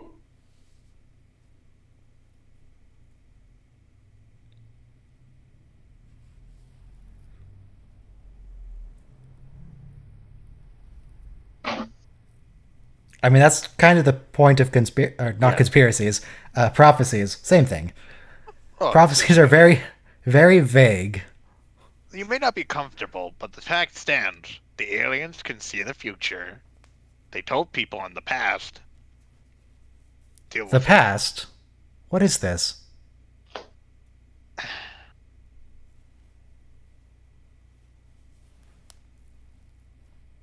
Yeah, what is The that? thing is, if it's a prophecy, then you're never going to be able to avoid it anyway. So you might as well just do what you're going to do. Don't even worry about it. Go through it, but prepare for the worst.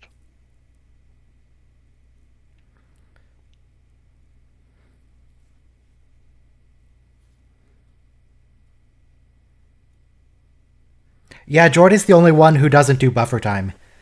In the episode Relics, when Scotty's basically chastising him for giving accurate repair estimates. Like, oh, you didn't tell him how long it would really take, did you? Like, of course I did. Doesn't Thelana say the same thing? Like, Yeah, she I does. don't pad my estimates. Okay. I don't really remember Walana's engineering much. Yeah, one of the first episodes, Janeway, she says it's going to take 4 hours, and Janeway's like, I want it in 2 hours. And she's like, no, it's going to take 4 hours. Shut up. Oh, she like argues with her in front of the whole bridge, yeah. Like over Yeah. the intercom, yeah. Balana just walks in engineering and says, I know more than you. What is that? Oh, that's the real Ron comet. Swanson energy. That's a weird looking comet. Why is it so spherical? That's no comet. That was... What the? Wait, why did the Defiant explode now? Was that the Prophets? Are the Prophets upset with him? I mean, No. if the Prophets were upset, wouldn't they have hit the comet? Oh no, Yep, it was the Obsidian Order lady. She sabotaged it. Ding, She ding, wants ding. to- Oh, free comments. Those are the three Vipers, the Comets. Well, we can Hey. watch at least. The Sword of the Hey, guys, Stars is the Defiant. Cisco just starts making popcorn. Who wants to see the death of the prophets? It's gonna What be a great, twist. guys.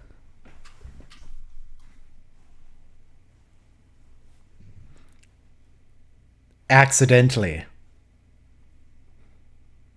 Yeah, they know what's up. Even Kira.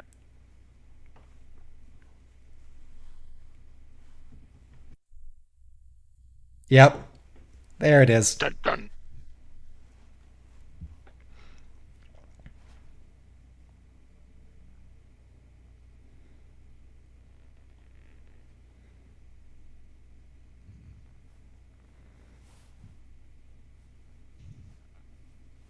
But why does the Obsidian Order not want to work with Bajor?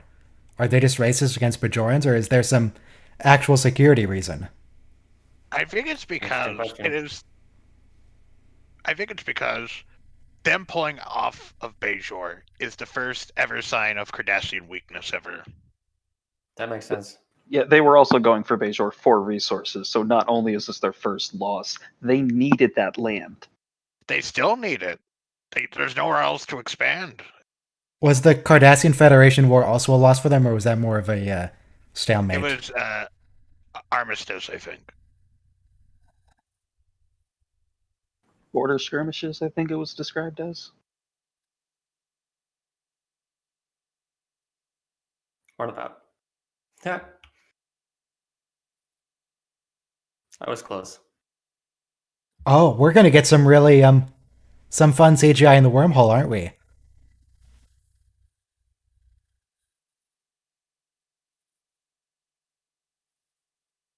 Oh yeah, they're gonna navigate a runabout between a whole bunch of little rocks. It's gonna be great.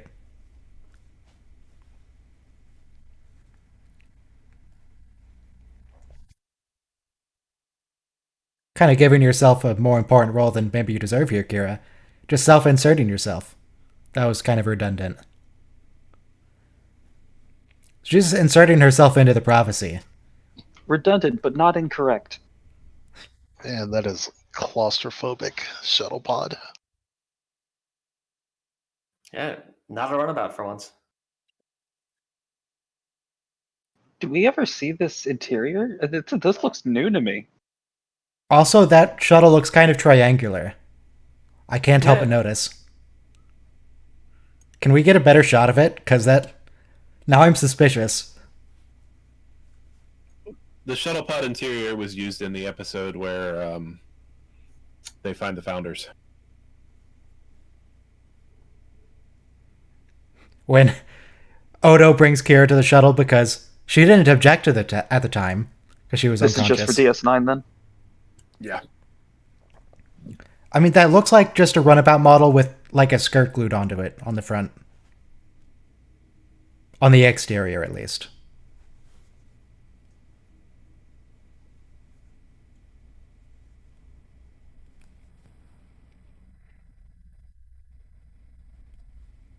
Oh, teeny tiny warp missiles.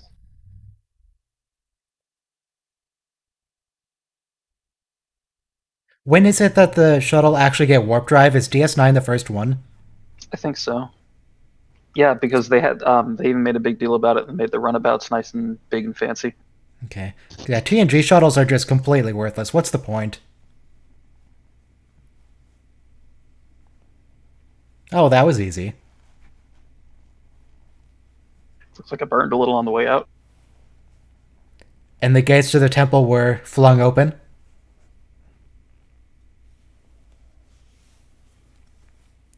Burned the gates of the temple. Because there was some leakage.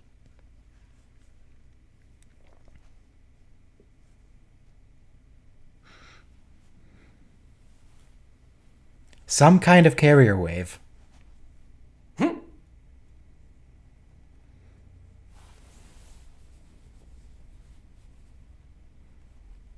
And now there's a draft in the wormhole. The prophets are not going to be happy about that.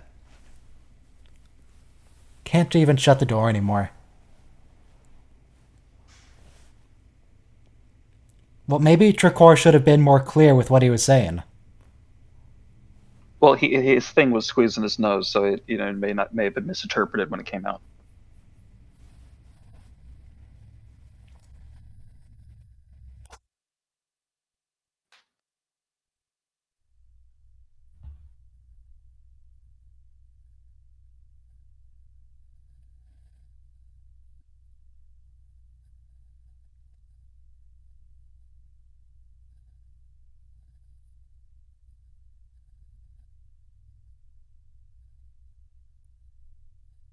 Okay, but why would Tricor describe comet fragments as vipers?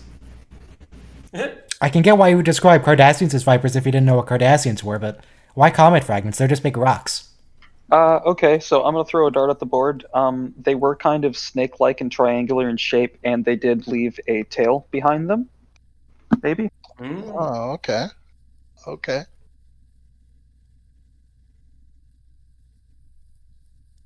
And there's like a venom thing for the silithium and silithium slither snake something.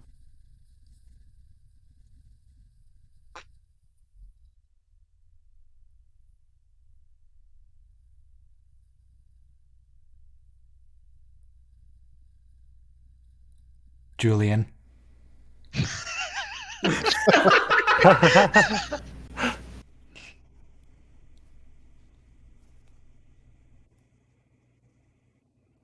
Julian also was not in this episode, was he? I don't think No, so. that would have We been saw too him much for 5 tension with the seconds Cardassian talking to lady. Kira before this guy showed up.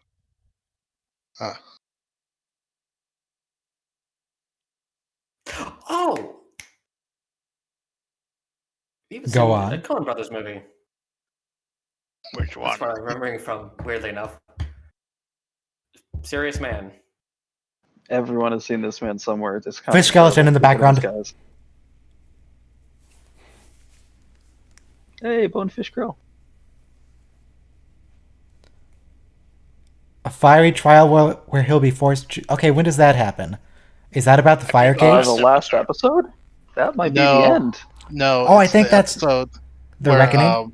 yeah, the Reckoning. He has to choose between letting the reckoning continue and letting his son potentially die, or just, watching. And there's some fire involved. Oh, right then. The So- first frame of this episode is beautiful. Yeah, I paused on the first frame too. Okay. It's a beautiful first frame. I hope that's not one of his employees again. It is. Of course it is. Wait, Alright, so the next episode, profit motive. a good pun. One of the many examples of why they can just go talk to the prophets if it's that big a deal. Just talk to them. I think that Quark is just the only one with the lobes to, to actually do that. Him That's and scary Zek. for everyone else. I mean, Yeah, him and Zach just walked in, talked to him. Yeah. It's like, what's the big deal? They got a door you could barge in. It's like, Oh, does Cassidy show up in this episode? Is that her? I don't think so, but I don't really remember it too 30 well. seconds. I just remember Cassidy's introduction was Jake being like, hey, I met this freighter captain you should meet. And Cisco is picturing something completely different. Says, when you say freighter captain, it conjures up a certain image. He I don't know what Cisco has fearing- against freighter captains. No, he was just afraid that Cassidy Yates looked like a pack lid. All right, press play in 3, 2, 1, play. Yeah, I thought... God, Quark, why...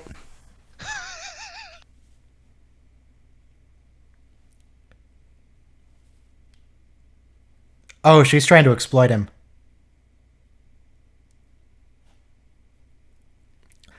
Self-sealing stem bolts.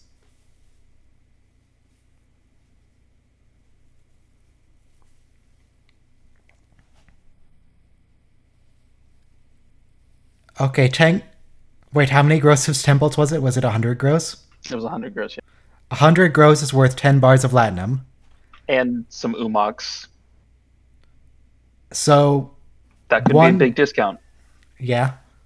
1 gross of self-sealing stem bolts is worth 1/10 of a bar. Where is that? Is that a strip? How many strips in a bar? I know it's strips, slips, bars, and bricks, but I don't remember the ratio.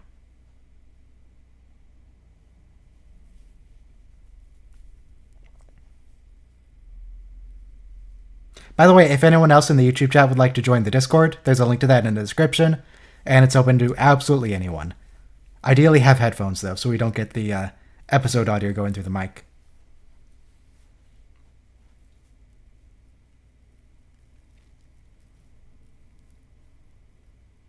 Why'd you gotta say it like that, Rom? I mean, it's true.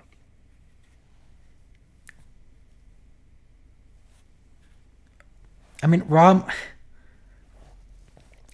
continually has issues with sexism just because of Just his say it. just because of his culture. But he's certainly better about it than every other Ferengi, especially Quark.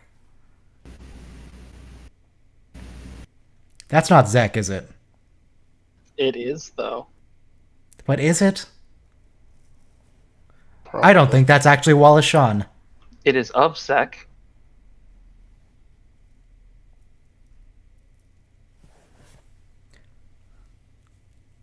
It's fake Zek.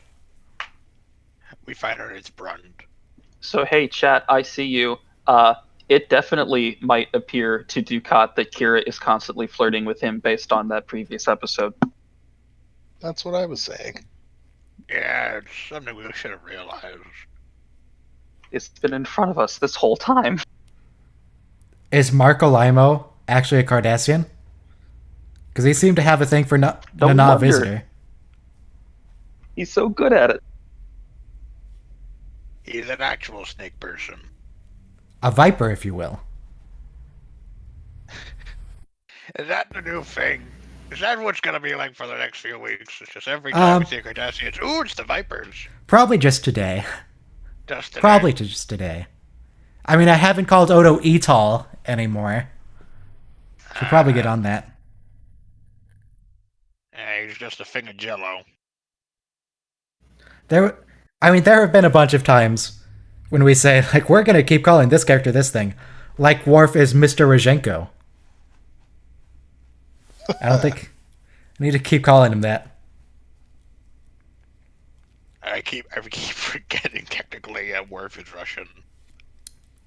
He's from Minsk. Yeah. So why isn't Worf eating like borscht and? Because Why does he Worf was have an born American on accent? Why does Picard have an English accent?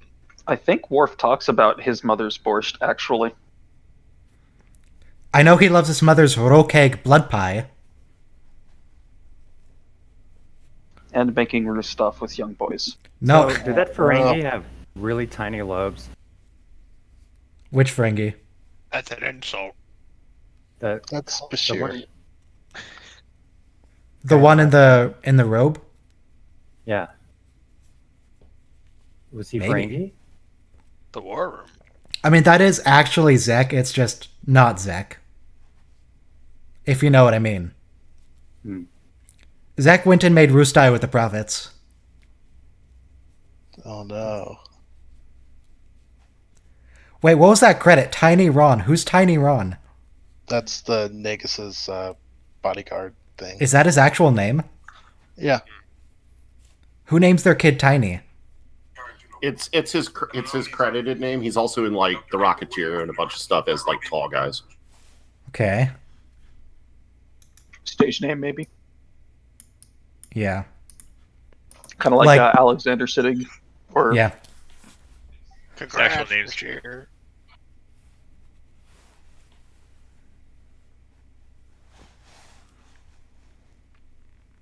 So anyone could just submit anyone's name? Because No, it seemed like that'd be... I talked to an old friend of Curzon. I guess Curzon had friends on the committee. Maybe because there's only like 3 or 4 candidates, right? There's a whole galaxy of people. Well, it's a whole federation of people, but yeah.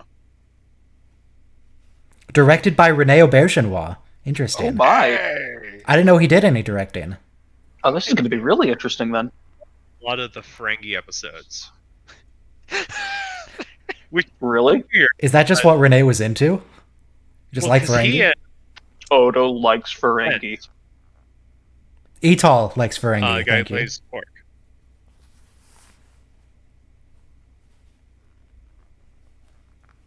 That's like calling Garrick Elam.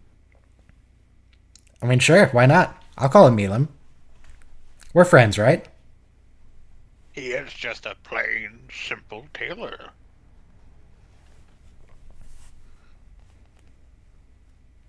I would like to know what Healer Sinva and everyone else has worked on. More important things than Bashir has.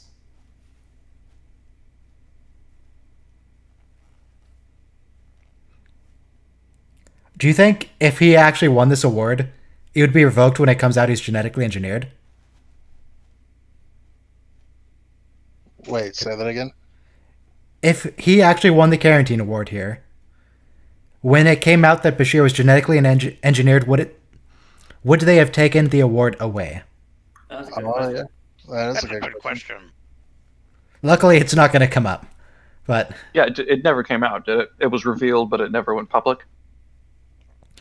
I think it's Well, no, public. It sort of went public because the Institute knew. Yeah, because he worked with all those genetically engineered people, so everyone knows, just no one cares. Just for the Yeah. record, For the most part. the episode with the wacky bunch are usually my favorite.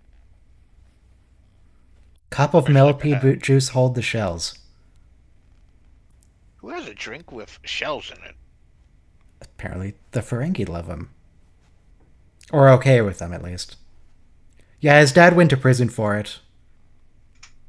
I mean, it was a minimum security penal colony, so it's not really a big deal.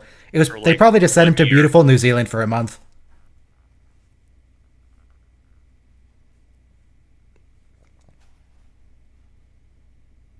Okay, is that actually cleaning his ears, or does that have some other purpose?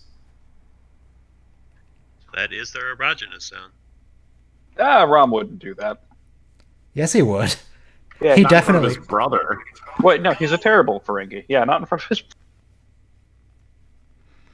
And remember when he tells Lady's been having umox, and she's like, "Oh, who's the lucky girl? No female, just me." Oh yeah. It's like, Oh, no, Ron, we don't need to know that.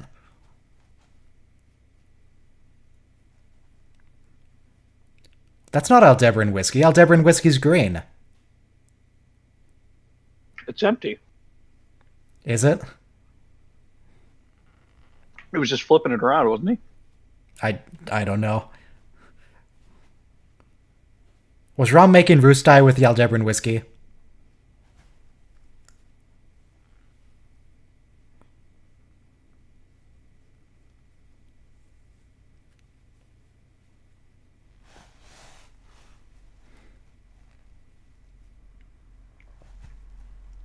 How did Quark not notice it was missing?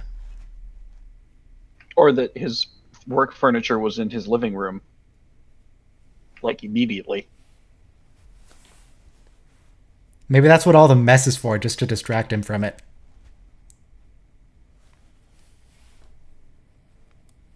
I remember when I was a server, I accidentally stole a lot of like Chairs? napkins from my old restaurant. Tables? Yeah, it's just throw it in the car, forget about it. Yeah. Entire, like, racks of alcohol? Customers, I just accidentally kidnapped some customers. It happens. What kind of restaurant was this? Ferengi. Exactly. An Italian Ferengi restaurant. But did you ever make Roostai with the customers? Why wouldn't the Grand Nagus, the leader of the whole Ferengi Empire, financial empire, not get high-level quarters? Because everyone here is racist against Ferengi, we know this. Yes, a visiting dignitary is a visiting dignitary unless it's a Ferengi. Yeah, they don't care about his status, because, I mean, he's just a basic, simple Ferengi. He'd be happy living in the mug with the bugs. Mug? The mud.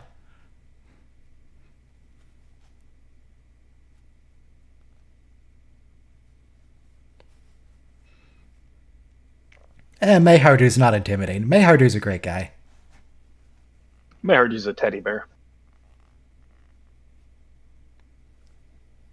Yep, so there's Wallace Shawn. You might recognize him from The Princess Bride. He's a Sicilian. Inconceivable. But yeah, that's not Zek.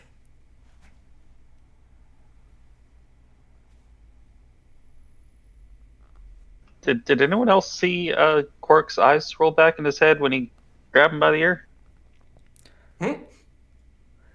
He's very friendly, Zek.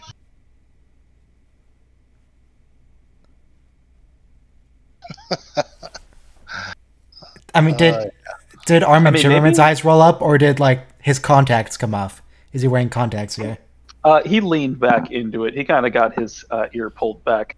Maybe there's Okay. just no taboo around it. Maybe Umox is a normal thing. Well, maybe it's kind of like in basketball or something, like smacking someone on the ass after a good shot. Because I just remember a couple of times we see Wei Yun's contacts, they'll fall off his cornea. or not I off his love when cornea, that they'll happens. fall away from his iris. So occasionally you'll just see Wei-Yun is just cross-eyed. Or And some wall-eyed, very technically. dramatic shots too. Yeah. Really trying to take it seriously, and it's just one of his eyes is looking at the wall.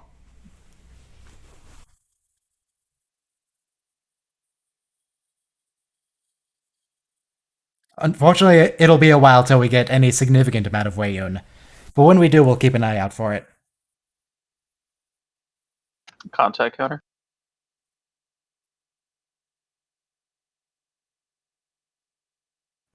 If they want their money back, give it to them. Look at what you did to Mayhardu. Poor Mayhardu. Also, why does he have fingerless gloves? Why are his fingernails painted? We see another Mayhardu when Brunt is the Nagus. He had basically the same costume, didn't he? They're all the same. Maybe it's a uniform. Yeah, they're all like Hyperion. Oh, maybe they're one of those monocultures that have the same uniform, or same outfit. Like the planet from Species Justice, of where all the people were Nagus wearing, guards. like, half of an outfit. And running around jogging everywhere. Yeah, that one. Or the clone planet. Yeah, it's their favorite thing to do. Or the gangster planet, where everyone's wearing a gray suit. Gangster planet. Or, any Romulan. Yeah. So that Or any Cardassian owl. that video I made about the whale probe, honestly, I just forgot what I was talking about halfway through. Oops. We were talking about outfits and monocultures. And the mobster planet. The And the running gangsters. planet. Yeah, it's just completely gone. I don't know what I was talking about.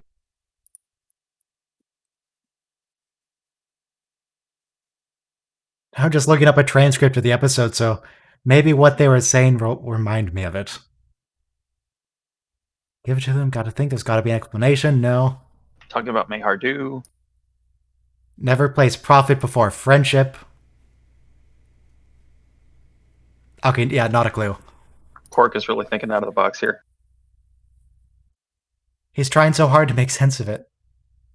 I've returned, and I see that I missed the part where they read the first new rule.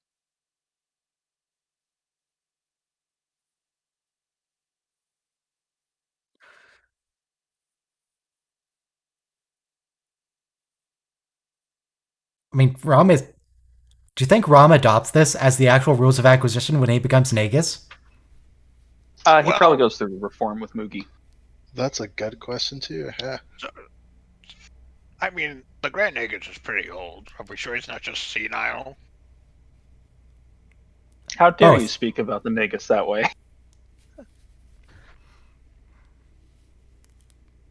I think Moogie influences him, and they go into like big reform or something. Women are allowed profit. Let's see what Star Trek Online says. This will be fun. Oh, no. Don't you go and make Roos die with Star Trek Online. We don't talk about that here. I am curious what this new rules of acquisition are. If never keep profit, a good smile, honesty. It just really sounds like some Ferengi fortune cookie.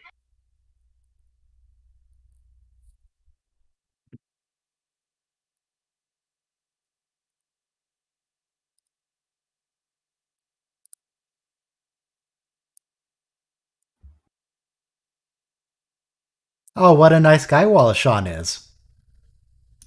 He's so friendly. I mean, if the prophets could do this to Zach, why couldn't they have done that to the founders when they went for the wormhole? Okay, hang on. I think this is worth hearing. So Rom starts free schools and reform against Ferengi tradition, and Rom quells the protesters by charging all of the protesters 10 slips of latinum for mass assembly without a permit, so the riots stop. Okay. Fair play. He charges a bar of latinum, and proceeds were used to fund the education system. Oh, hey, Morn. If it works, it works. It seems like that Ferengi would be down for that.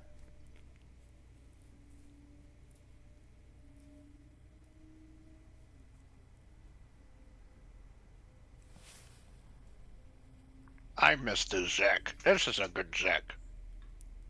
At wholesale. What is wrong with you, Zek? But what about the profit?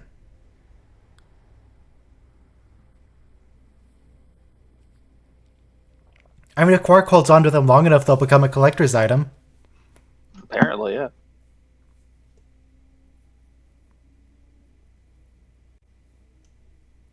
Fair.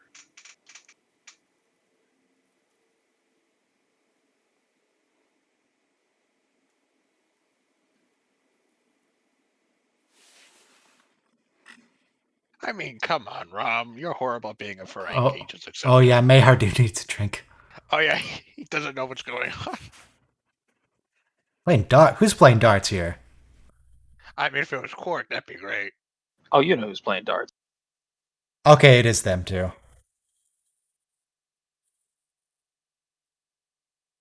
Oh, is this his first time? It's the first time.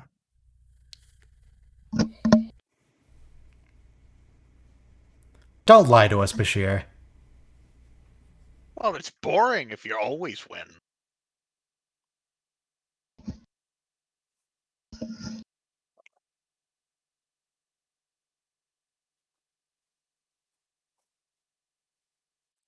Gerontological research. What does that mean? Research Gerontological. with elderly Space people. science. It's just elderly people. Isn't he good at darts though? Well, he can't let Bashir? people know. Also, if you Oh. win all the time, that's boring. He also confesses to faking the darts later on. Yeah, he did. He's yeah. lying to all of us right now. Disgusting. How dare he?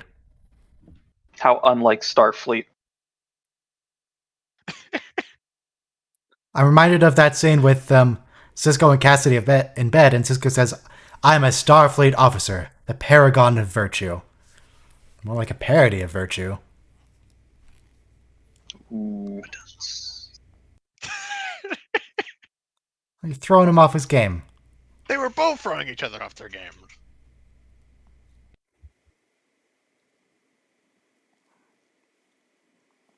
So wait, What do you mean, all don't these worry about the Ferengi cost? believe in the cause?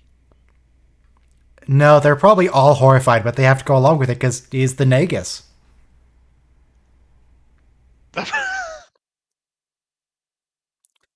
Ferengi. Quark's gonna benevolence. throw No, us. but look, they're working so hard. They're not like doing. They're not like just doing half the job. They're doing. They believe in this. So Don't he's know the why. FBA.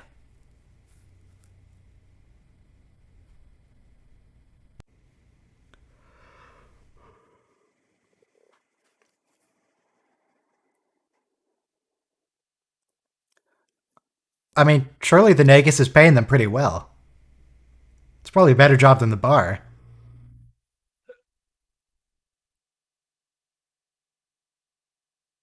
That's not a compliment. Oh, Rom.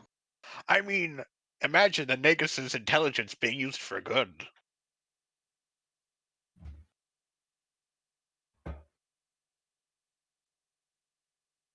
What's beyond greed? What are you talking about?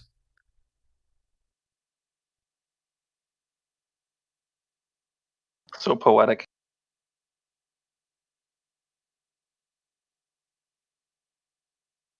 So if we want to just find out what the new rules is, we just have to look at what the opposite would be of the current rules. Pretty much, yeah. God, can someone just assassinate Zek? Just get him out of here. Let's get one of those bombs that rushes toward people's heads and explodes. Isn't that one of the storylines? Like the first time we meet Zek? Yeah, no. Zek fakes his own death and makes Quark the Nagus, and then Because he wanted to kill him or something? And then Rom wants to assassinate Quark. The Nagus was testing his son, who we never meet again after that episode, to see if whether he was ready to be Nagus. What was that?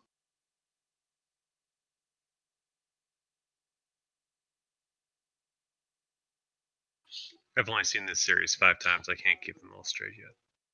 Only 5 times? Only 4 or 5 times I've seen this series. Okay. That is a good thing to worry about. Yeah, generally I prefer not to be shoved from massive towers. Yeah.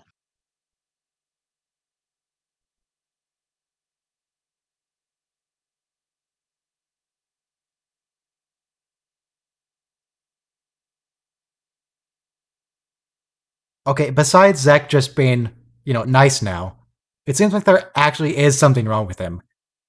Yeah, he's What's gone his obsession with the senile. light? A rapid personality shift? Yeah, that something's wrong. I mean, other than the massive personality shift. I think it's one of the problems with medicine in this future is because everything is so advanced. If the computer says there's nothing wrong, you just believe it. Look at that ball of cotton in his ears. Well, that's the problem with Voyager about them not having a counselor. Is because everything's already been fixed. Why do you need a counselor if it's not a long range mission?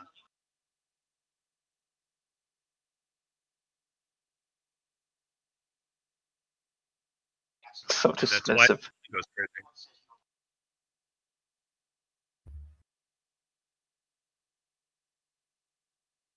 Yeah, I know. What about one of those? Who is the doctor that is working with the elderly? With the aspects of aging? You should go see them. Oh, I'm sure that doctor would be perfectly happy to work with the Grand Nagus of the Ferengi Alliance. Yeah, probably. I'm disappointed in Bashir here. The Nagus just gave him money for no reason. Something's wrong. Come on, man. It's not wrong if they're acting more human. He's just smiling and awkwardly looking at Mayoru. what is Since he when- going to give? Since when does the He doctor gives them accept the tips? It's not a tip. It's a gift to donate to charity. It's definitely a tip.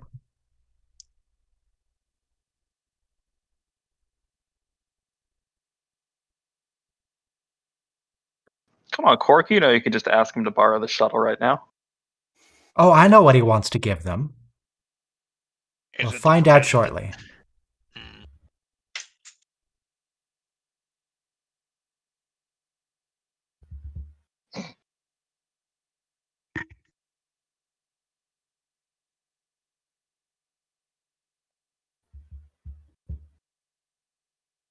Well, Mayhardu just wants to fix his Nagus. He cares.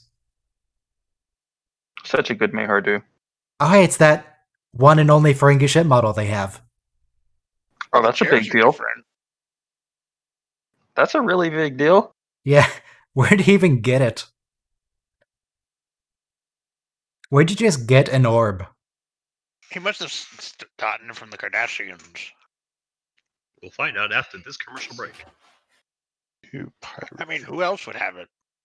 This commercial break, may I introduce you to NordVPN? Oh no, Raid Shadow Legends. Oh, Raid don't say Shadow those Legends, words. the best game on the mobile market. And if you're tired during your commercial break, enjoy a Casper mattress. And for that new phone, consider getting a D-brand skin. D-Brand, you could get a picture of Linus Tech Tips face. Oh God, what have you done? Oh no. If you really want to talk about Linus Tech Tips, consider Squarespace. Get 25% off your first month with Squarespace. I can't talk today. Squarespace.com/LTT. LTTstore.com.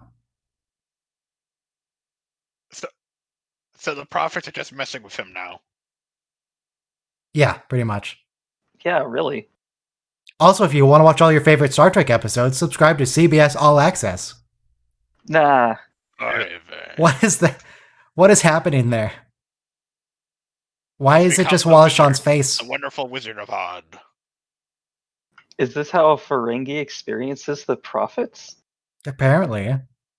Well, they devolve. Maybe this is just.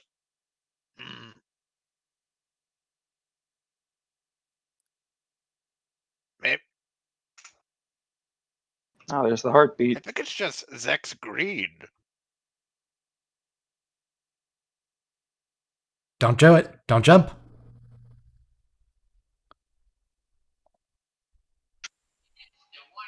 So either the orb of the prophets is made of styrofoam, or Quark is incredibly strong. Because he grabbed that like nothing. He just caught it.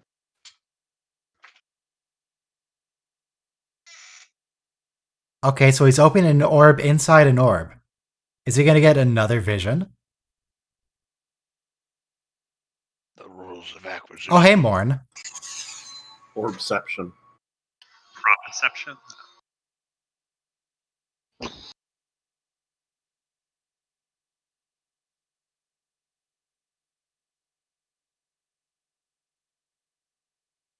No.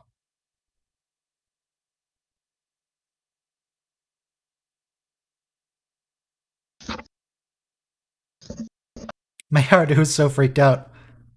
What is he doing with his hands? So the poor guy has to crouch down in here.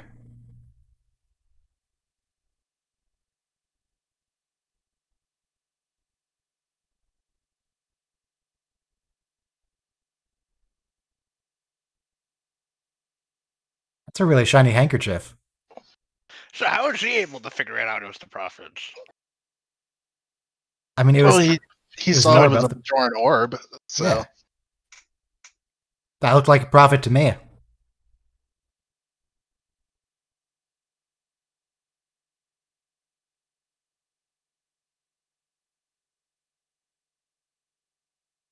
So does Mayhard's vow prevent him from writing things down too? Yeah, that's what I was wondering. That'd be pretty helpful if he could just tell Quark what's going on. It's possible that he may be illiterate, given that he can only speak to one person. Maybe. That way he can't spy on Zek's business allowed deals. to read?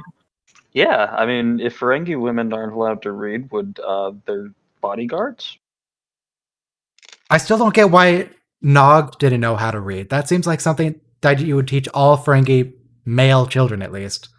How are you supposed to enter a contract if you can't read? He probably just couldn't read anything besides, like, Ferengi Pidgin. You know, contract words are different from language. But something comes to mind. So later on down the line, they visit the prophets, and they said they devolved him to an earlier state. So does that mean that greed was a natural evolutionary advantage that they needed? Yes. Yes, it does. Probably. Yeah. Oh, we finally get to see Odo. Greed is the purest basic emotion.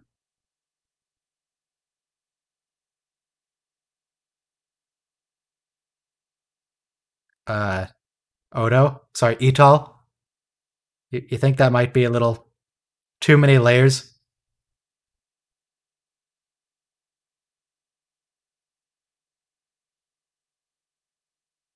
He's very consistent. Gotta give it to him.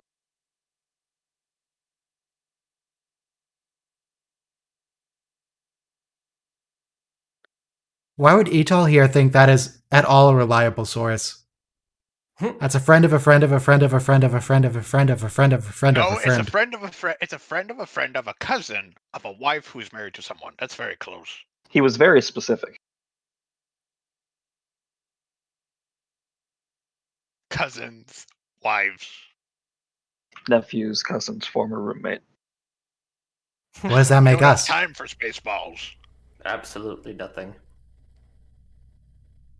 Although now, I mean, strictly speaking, everyone is distantly related. There was the whole episode that verified that. Now well, I was just referring to all humans, but yeah, I guess everyone in the galaxy too. Now, because someone brought up Spaceballs, I'm just thinking, would Mel Brooks play a good Ferengi? Yes. who? I think so. Yeah. Yeah, Mel- totally. Great. Now I'm disappointed we'll never see that. Yeah, we got to see him play yogurt. Close enough.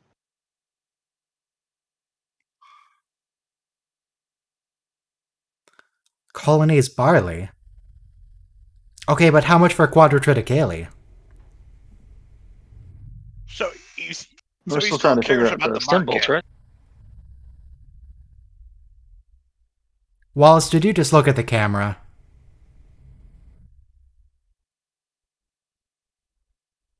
So he still cares about the market and values. He just wants it to be fair, not easy. He's exactly the same. He's just moral and concerned about the environment and those around him.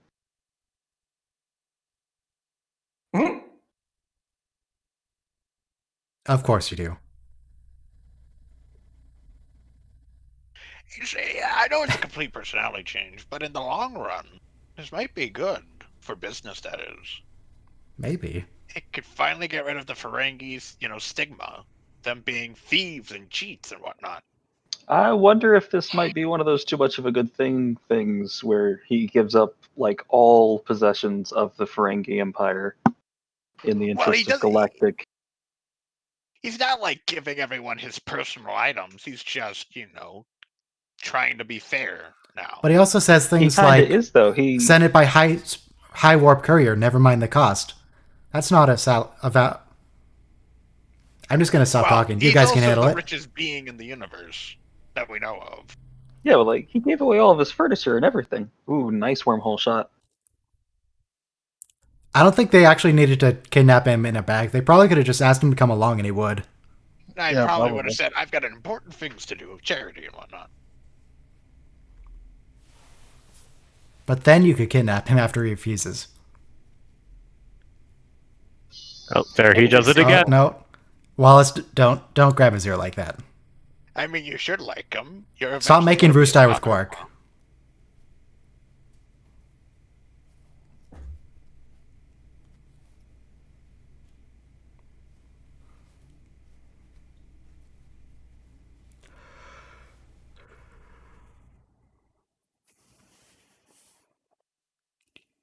Well, there's a planet in there. Maybe you can find that and land. Planet where? Somewhere in the wormhole that Dax and Cisco landed on in the pilot. So that's how you get their attention. You need an orb with you. The Vedics can still go do that. They have plenty of orbs. And You ships. don't Yeah. necessarily. Well, Cisco doesn't need an orb. Yeah, but he's Jesus. Sure.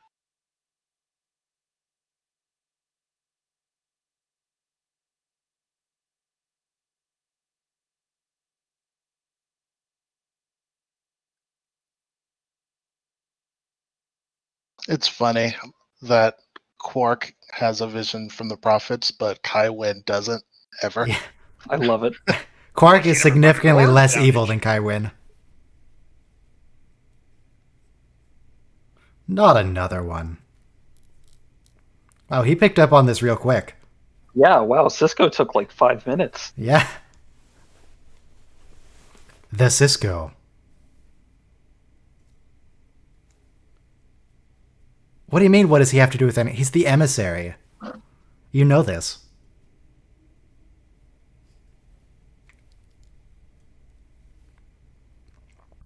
We haven't seen Cisco since like the beginning.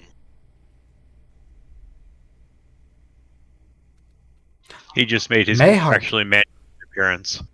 Yeah. Mayhardu got a line. That's amazing. Good for him. What do you mean, the Zek? And he is the Quark.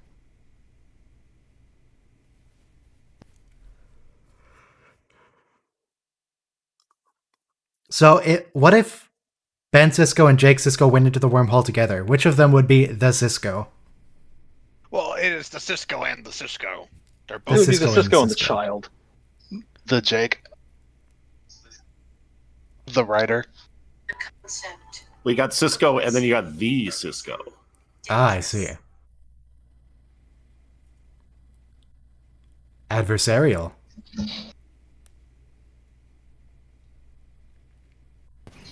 Have you done an edit yet of how many times they say that? How many times they say the aggressive adversarial? No, I'm not sure there's enough, but I could look.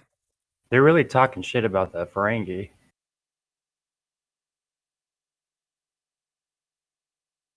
You Well, know, that's I'd vote verified. for the Prophets. If the Prophets ran for office, I'd vote for them. I don't know, it seems like the prophets would want to implant a chip in you. They're going to alter your brainwaves. Yeah, but Zek isn't exactly the nicest person around.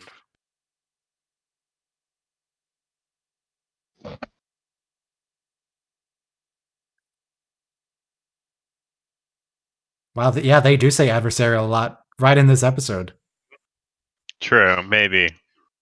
Well, of course, because that's what they thought the Zek is, and that's everything that Quark is. Counteract its adversarial nature.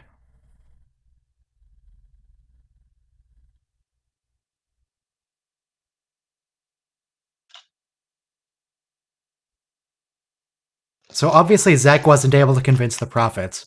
I'm curious what his argument was. Why is Quark a better Ferengi? Now he's quoting Starfleet. That's why he's a better Ferengi. I can't believe even the prophets are racist against Ferengi. Absolutely everyone hates them.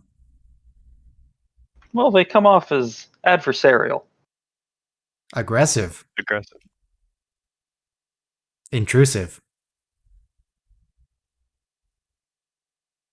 He does bring up a point. To improve ourselves, that's like the Star Fleet philosophy, though. Also, yeah, he's arguing against Starfleet right now, or the Federation.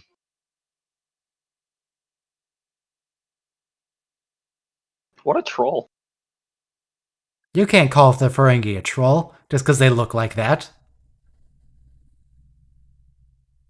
Rude. No, they just want to mess with the Ferengi. We should do this with this one too.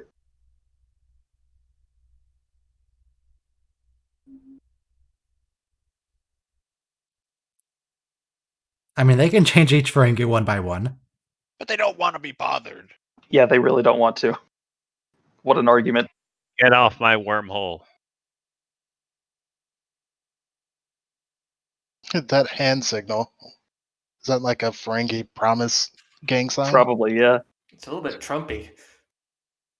Let me tell you, Just move it to the no one side. makes when they did a that. better deal with the Prophets than Quark. What? I thought he was just doing It's the best soccer. deals. Was he supposed to do that, or is that just Armin Shimmerman? I mean, to be fair, Donald Trump was an active businessman when this was being filmed. I assume he's had the same mannerisms. There's Zek.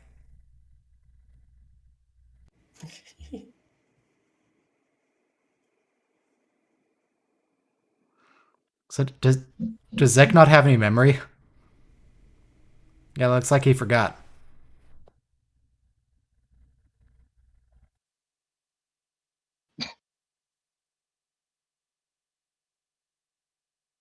You know how much Ferengi dry cleaners cost? I mean, I hate to see Ferengi healthcare.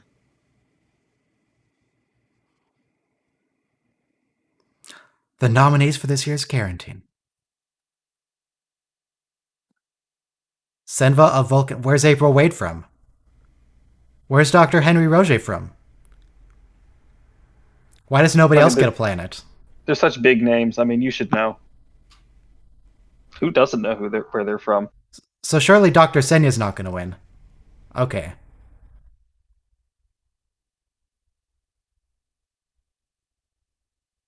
Because Roget is probably like 3 times Julian Bashir's age and has done so much more. He hasn't even cured the Teplin Blight yet, I think. Yeah, but Bashir did say that the Carrington Award is supposed to be like a good job for people decades down the line. Yeah, It's a lifetime achievement. That's what I'm saying. Makes sense. And yeah, you're right. He hasn't cured that whole blight planet yet. He's still just No. on like a little backwater thing. But this does mean that since he was nominated now, when he is 60, he'll definitely win. But does he qualify since he's genetically enhanced? There'll probably be an asterisk in either case. Yeah, He maybe can get they'll an like, honorable a special mention. award that's not. Yeah. So wait, Rob memorized the new rules. Oh, Wallace, don't do that. This was before It's COVID. in- That's fine. You know, I'm surprised this entire episode no one said inconceivable. I did. Oh, Other people were talking though. I heard you.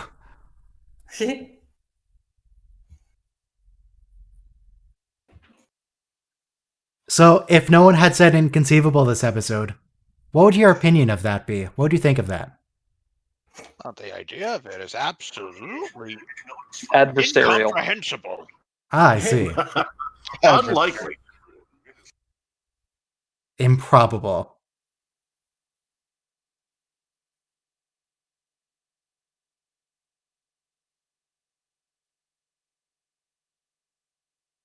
How much money, Rom? Father was bad at business. Father probably never embezzled a single slip. And got caught. Well, we find out from his mother that his father, their father, was a horrible businessman. Yeah. He didn't have the yeah, lobes. that's right. They didn't have the lobes. Mookie, I mean, if on the other hand, Well, Quark So- had to get it from somewhere. Planet. all right. So what's the next step there for next week? Visionary Romulans arrive to study reports on the Dominion. Visionary is horrifying. Is that the O'Brien jumping through time episode? Yes, it is. That's the O'Brien just straight up dies episode. Oh, the right, temporal yeah, mechanics one. We had, Uh, he almost killed Bashir in Distant Voices. All right. After Distant Voices, an alien named Altavar approaches Bashir to obtain a restricted. Oh, that's the one in his head, right? Yeah, Yeah. that's the one with the guy who like has electric hands and messes with his brain. The And then left. there's Through the Looking Glass mirror episode. Oh boy. Am I the only one who was horrified to see a Ferengi make the same really similar hand signal to President? Yeah. No, you aren't. I mean, If he'd moved it to the side, it would have been. I'll it's be the honest, I wasn't 90s. paying attention. I mean, it's the 90s, and he's always been big on TV, so I'm surprised he didn't show up as Yeah. a Ferengi. That would have been a twist. Oh God, no, we don't want that. This was played by President Trump instead of. That would have been. No. I'd go more The for Negus Brunt is a good FCA. businessman. The Negus is Yeah. a good businessman. Trump can't play a good businessman. We get a flashback of Quark's childhood, and his dad was Trump. God, no. Let's not have that just ever. Yeah, we don't need to go here. No, that's all I'm mentioning now. That's Quark's father. So next week on TNG is going to be The Defector with one of many Romulan defectors. There's actually it happens quite a lot. Yeah, no one likes Space North Korea. The Hunted with I said Space Cuba, but yeah. The Hunted with Space China. some like super soldier who was also genetically enhanced but in an evil way. Roga Danar. Roga Danar. Oh, Is that the one guy who? Is that the guy from the planet of rebels that were sent to that moon? Yes. Yeah. Except they weren't rebels. They were just sent there because they were too good at fighting and the government was afraid of them. he's the one where soldiers his. they were soldiers they couldn't deprogram. I mean, yeah. What are you Right. supposed to do with them after that if they were only made for fighting? Well, They that's just the sent them to episode. the prison colony. That's the whole thing. Yeah, it's the whole episode. Yeah, they're the ones that could cloak their life signs for some weird reason, right?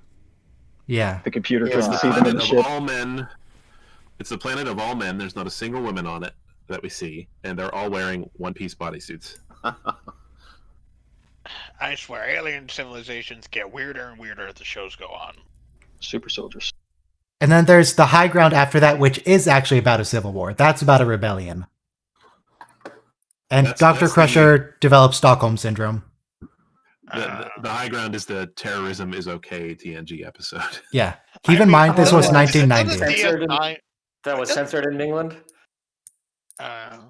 Oh, yeah, because they mentioned that, Yeah, the IRA as a victory. yeah. Oh no. Going It's back in- to O'Brien and how being around Kardashians, I'm surprised he never repurposed IRA songs, but make them about the Kardashians. Yeah. It's in the middle of the Troubles, and Oh, that's they're right. making a reference to Irish reunification. It got banned in the UK. Yeah. Oh God. Here's Margaret Roga Thatcher's Danar. ghost has interfered.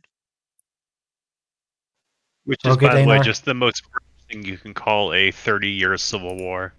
Oh yeah, the Troubles. Yeah. No, it's a essentially English thing. Understate everything. Oh, just a spot of bother. Right. Let me, We're going to die! Spot of bother. if you guys know this man, Dylan Moran, he was in a couple movies. He's also a comedian. He's an Irish comedian. And one of the jokes he makes is that Irish people just completely understate everything. It's like, outside it's fierce mild outside. Sorry, overstate everything. Not understate. The exact opposite of what I said. It's fierce mild outside. Nothing going on. And that's all I've got to say about that. It's incredibly mild. So mild. Overwhelmingly mild. You wouldn't Kardashian, believe how the- mild the it is way Irish outside. people saw it. Does Star Trek ever make a space IRA? Because we I mean- see space Romans, space Greeks, space Huns, space Vikings, space Germany. I mean, there are definitely freedom fighters. Is I mean, Kira yeah, Space IRA? No, because he changed the occupation to be more like, That's about the Germany and Holocaust. Germany. That's So the it's more French like. Well, no, there was Jewish resistance all across Germany, but it's not talked about. Okay. But you could But, say it's no, the there's French. several one-off episodes with freedom fighter types. Yeah. Well, including next week, right? Yes, next week is going to be the High Ground TNG. Yep. Yeah. Where they mention the IRA. I will mention this. I got some Troubles flashback because recently there was a van exploded in Londonderry. Sounds less than ideal. Yeah, I think it was like not even yesterday, the day before that. So oh dear God, IRA returns. But we're approaching The Offspring, which is probably in my top 10 for TNG. Really? The first bit of it, I always think is really weird, but everything after that is great. So we're getting a Q episode in yesterday's Enterprise in the same week, aren't we? Oh. Yeah, the week after that's going to be Deja Q, which is amazing. Q becomes a human. A Matter of Perspective, with Riker being accused of murder, and yesterday's Enterprise. The Offspring will be the week after that, so The Offspring will be 3 weeks from now.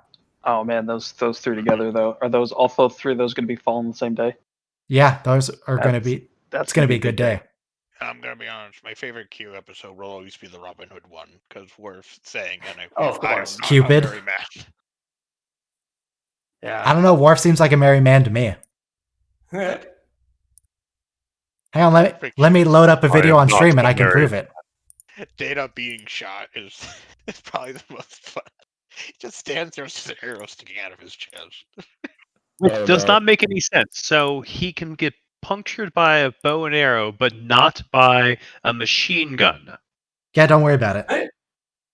I mean, There's videos on that already. It's because Worf fired it. I think I like it because it is basically a holodeck episode, and I do enjoy them.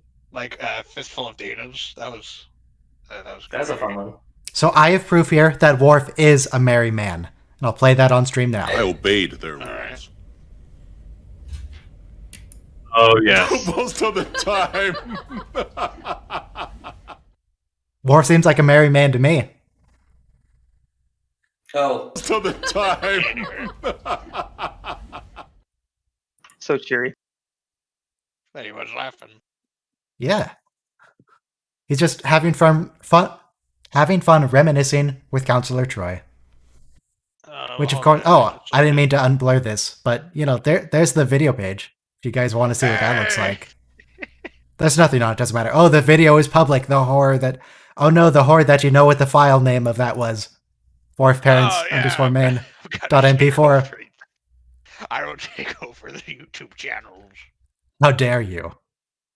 And I'm going to turn it into be about, I don't know, just the prequels. What are the analytics for that episode? Let's see what was the audience like. Graphs.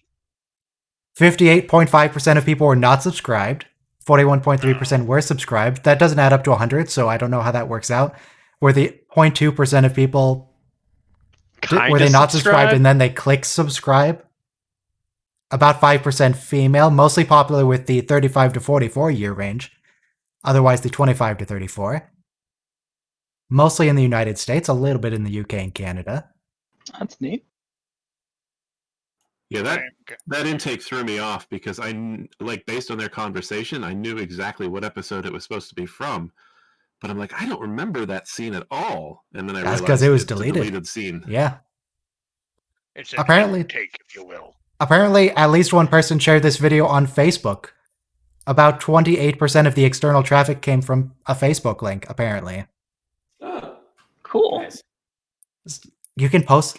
I don't use WhatsApp, but apparently some people are posting it to WhatsApp. So that's interesting. What in the horrendous name of Jefferson Davis is WhatsApp? It's a app that's about what? What in the name of Space Abraham Lincoln? God, Space Lincoln. What in the TOS was constitutional weird. nature of reform Lincoln's going on? That's I've watched it a couple times. It's so it can be so painful to get through. What are the search terms that people are using in finding my stuff? Star Trek intake, Star Trek Ryan's edit, yeah. Guinan Star Trek, Klingon song, okay, interesting. Star Trek Discovery 309, Star Trek 6, Jaguar X-Ray, is that a car? Oh god. Jaguar, who's searching Jaguar X-Ray and finding Star Trek intakes? I have no idea. The algorithm gets drunk sometimes, I guess. Okay. Apparently, it works, I guess. I found your stuff because somebody posted it to the Star Trek subreddit. Okay, that might have been me. Probably. I don't remember how I found out about this. YouTube started feeding me the intakes, but I did see originally on Reddit. Okay. Neat. Apparently, 105% of men viewed this video, men and women. 105% of men. This is a popular channel. Strictly speaking, that actually just means that most people who watch it all the way through watched it twice, or some people watched it twice. Well, there you go. Because that'd be like 1.05 views per person. On average. Someone going back for memes, okay. Someone going back. They're pretty short, easy to rewatch. I just realized there's so many great comments from the stream that I completely did not see. Like when we were talking about what would Jake be to the prophets. A great one here is the Cisco's little helper. I like what Chicago said. Is paying through the nose a slur against Bajorans? I think it's racist like that you is. assume it has to do with Bajorans. If anyone's got to talk about noses, you got to look at the Ferengi themselves. Wouldn't they have an ear thing, though? They've got large noses. Charge them out their ears? That's they for have, sexy. They have ginormous ears, that is true, but the ears distract you from the big noses. I mean, have you seen the schnoz of Rom? How am I Rom getting... does have a pretty big nose. That sounds like an ancient artifact. Schnoz of Rom, I like it. That's what he nicknames the Nagus Kane when he gets it. The schnoz of Rom. Kiss the schnoz of Rom. The only notable nose that I can think of in Star Trek is actually from a Voyager episode where the actor blew out through his nostrils and discovered that his makeup inflated when he did that. So he incorporated it into part of his character expression without telling anybody that he was going to do that, and he completely threw Kate Mulgrew for a loop when he did it during the scene. You can see her reaction is like, "What the fuck?" I need to see this. Wow, what episode? I remember is this? the Oh my alien, God. but I don't remember what they're called. The episode is from it's gosh, I don't remember the season, but it's the one where I'll just look up Voyager pufferfish guy. Oh no, now I am curious. If you just type in Voyager alien nose, there's hilarious Voyager clip. I think that might be it. Yeah, it's from the episode Counterpoint. That's what it's called. Yep. Wow. What a Oh, that's hero. right, because the inspector was talking about. It's like, oh, you want to know a wormhole from a subspace flexure. Which I don't know what that means. It probably doesn't mean anything, but. Okay, A found it. wormhole from a dark matter. Unblur. Oh, well, it's still going to be blurry because it's Star Trek Voyager, but, less blurry. But I'm just curious. Audio on. And Not surprising, considering you toil in scientific obscurity. Obscurity? I've discovered over 60 astronauts. I've discovered obscurity. I freaks out. He's not happy with being called obscure. It's incredible. Look at her expression. I just love the nose flare that he has. No, but if you look, her eyes open up before immediately. Her eyes immediately just flare up, and then it's.